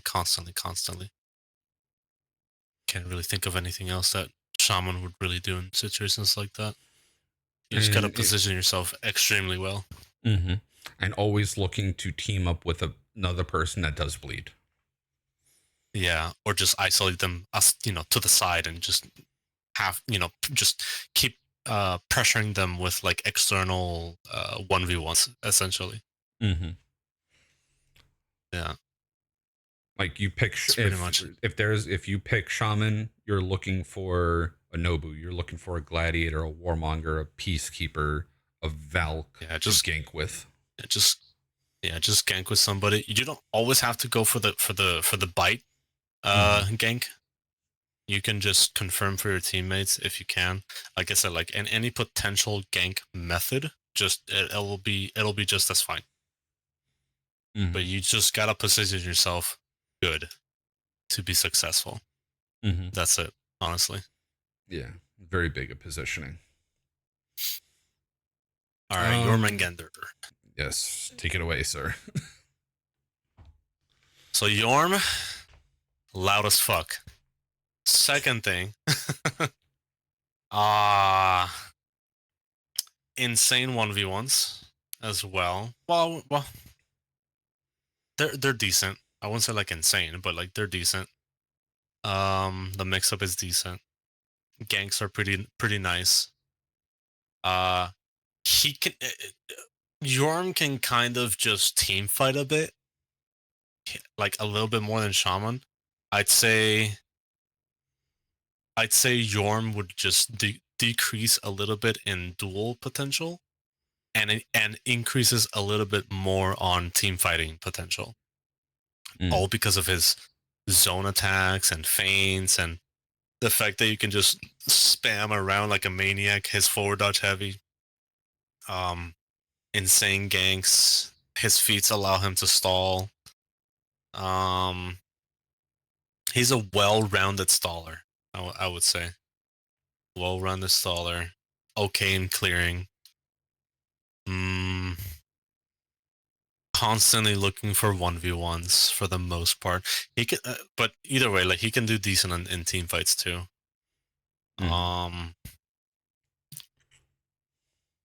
That's pretty much it. Oh, and use a lot of his heavy hyper armor.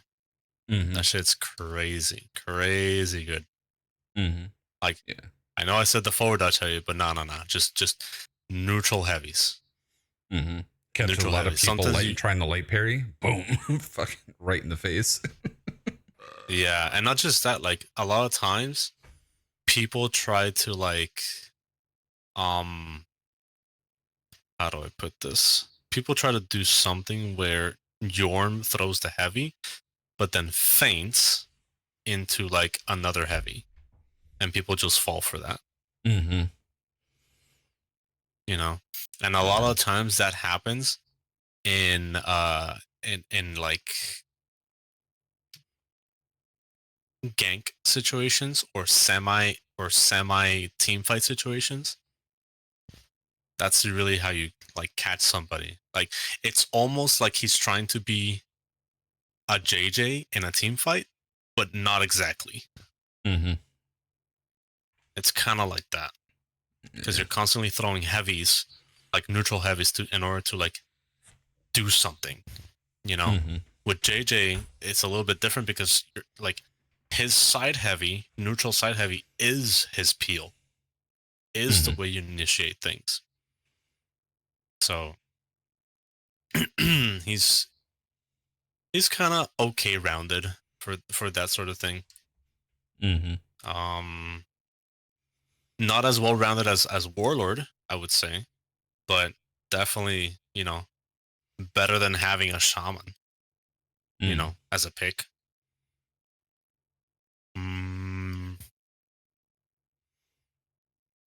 What else can I say? His perks, heavy perks. Allows him, like, this character can just stall pretty damn well. Mm-hmm. Yeah. Being able to small heal on bash. Yeah, that too. Using the hyper armor on his heavies are really, really good. A pretty decent zone that comes out of fucking nowhere. Yeah. A really good way to, if you're with a hero that knocks people on their asses, really good to just follow up with a hammer slam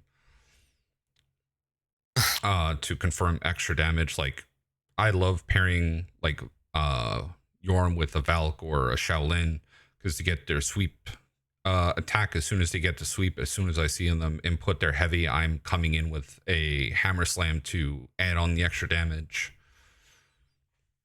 And being able to get that shield from the slam as well is tremendous in his stall. Yeah, one crazy thing about Yorm is his zone attack. Especially when you chain it. If you constantly chain zones all day with this character, the fact that you can just get hyper armor is insane. So a lot of people fall for that stuff, like, much more than you think.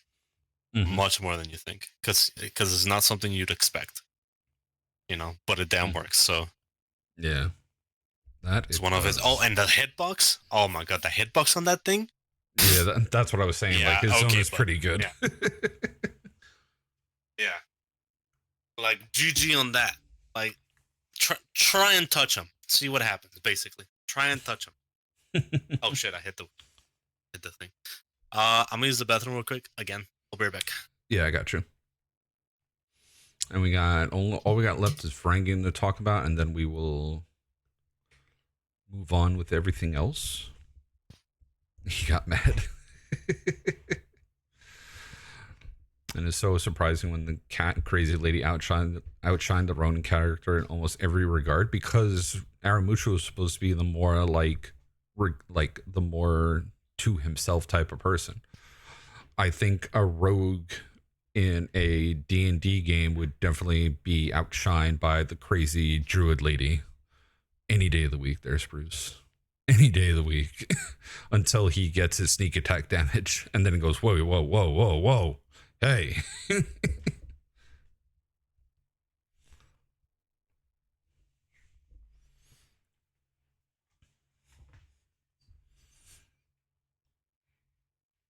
But yeah, I mean, honestly, he does do well for the most part.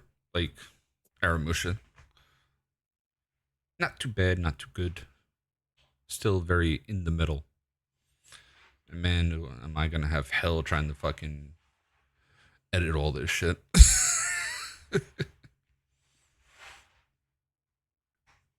I gotta edit the hell out of this. All right. Alrighty. All right, we got one last hero to talk about tonight. All right. The most hated character in existence right here. Which is every hero. Which is every hero when they release. Every hero is this.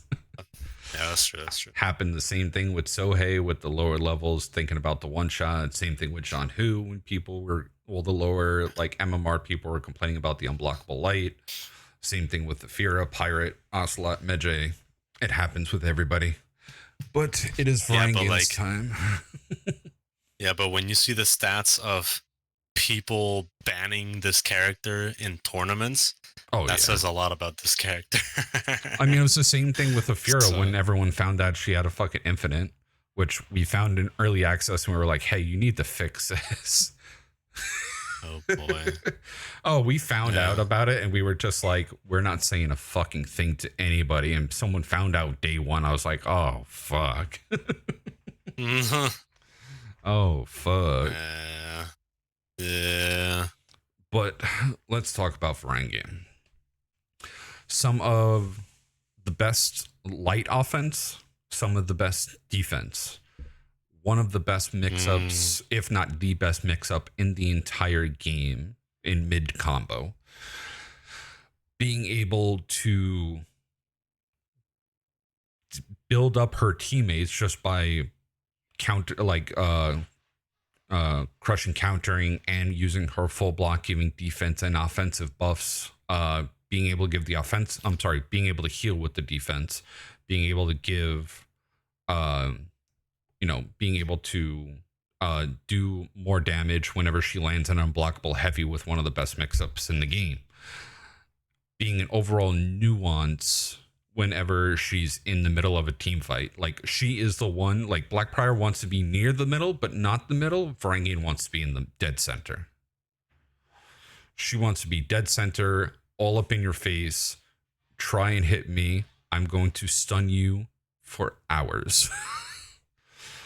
Yeah. Because with Varangian, the stun doesn't start its timer until the last person has hit their shield. So if you hit the shield and then you're about to like go into stun, but another teammate hits the full block, you stay in stun longer than your teammate. Because the stun doesn't start until after Varangian inputs something. So you're in a longer stun if you have a teammate that isn't watching their attacks when you've just hit Varangian's guard.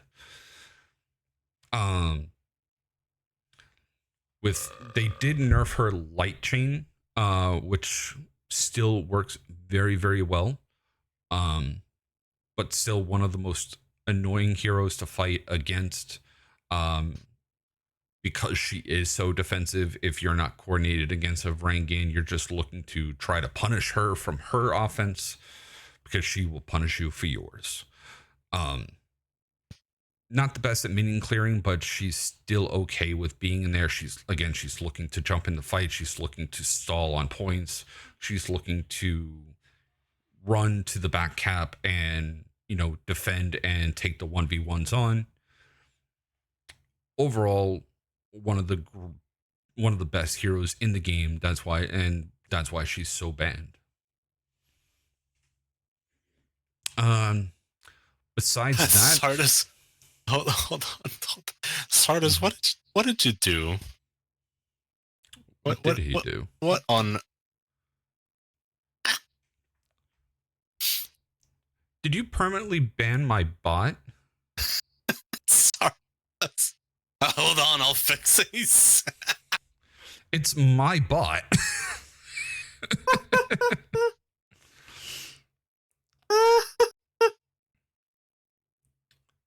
Damn. That's so funny. And for those who don't know, Valbata is my bot. It is a play off of Valhalla. That is why it's spelt that way. Damn. See, I see. What's up there, Sky? Alright. Pretty funny how I can ban his bot and I'm not even his mod. Yeah, but you're banning it for my chat. Because we have a merged chat Yeah. at the moment. We're doing the knock thingy feature.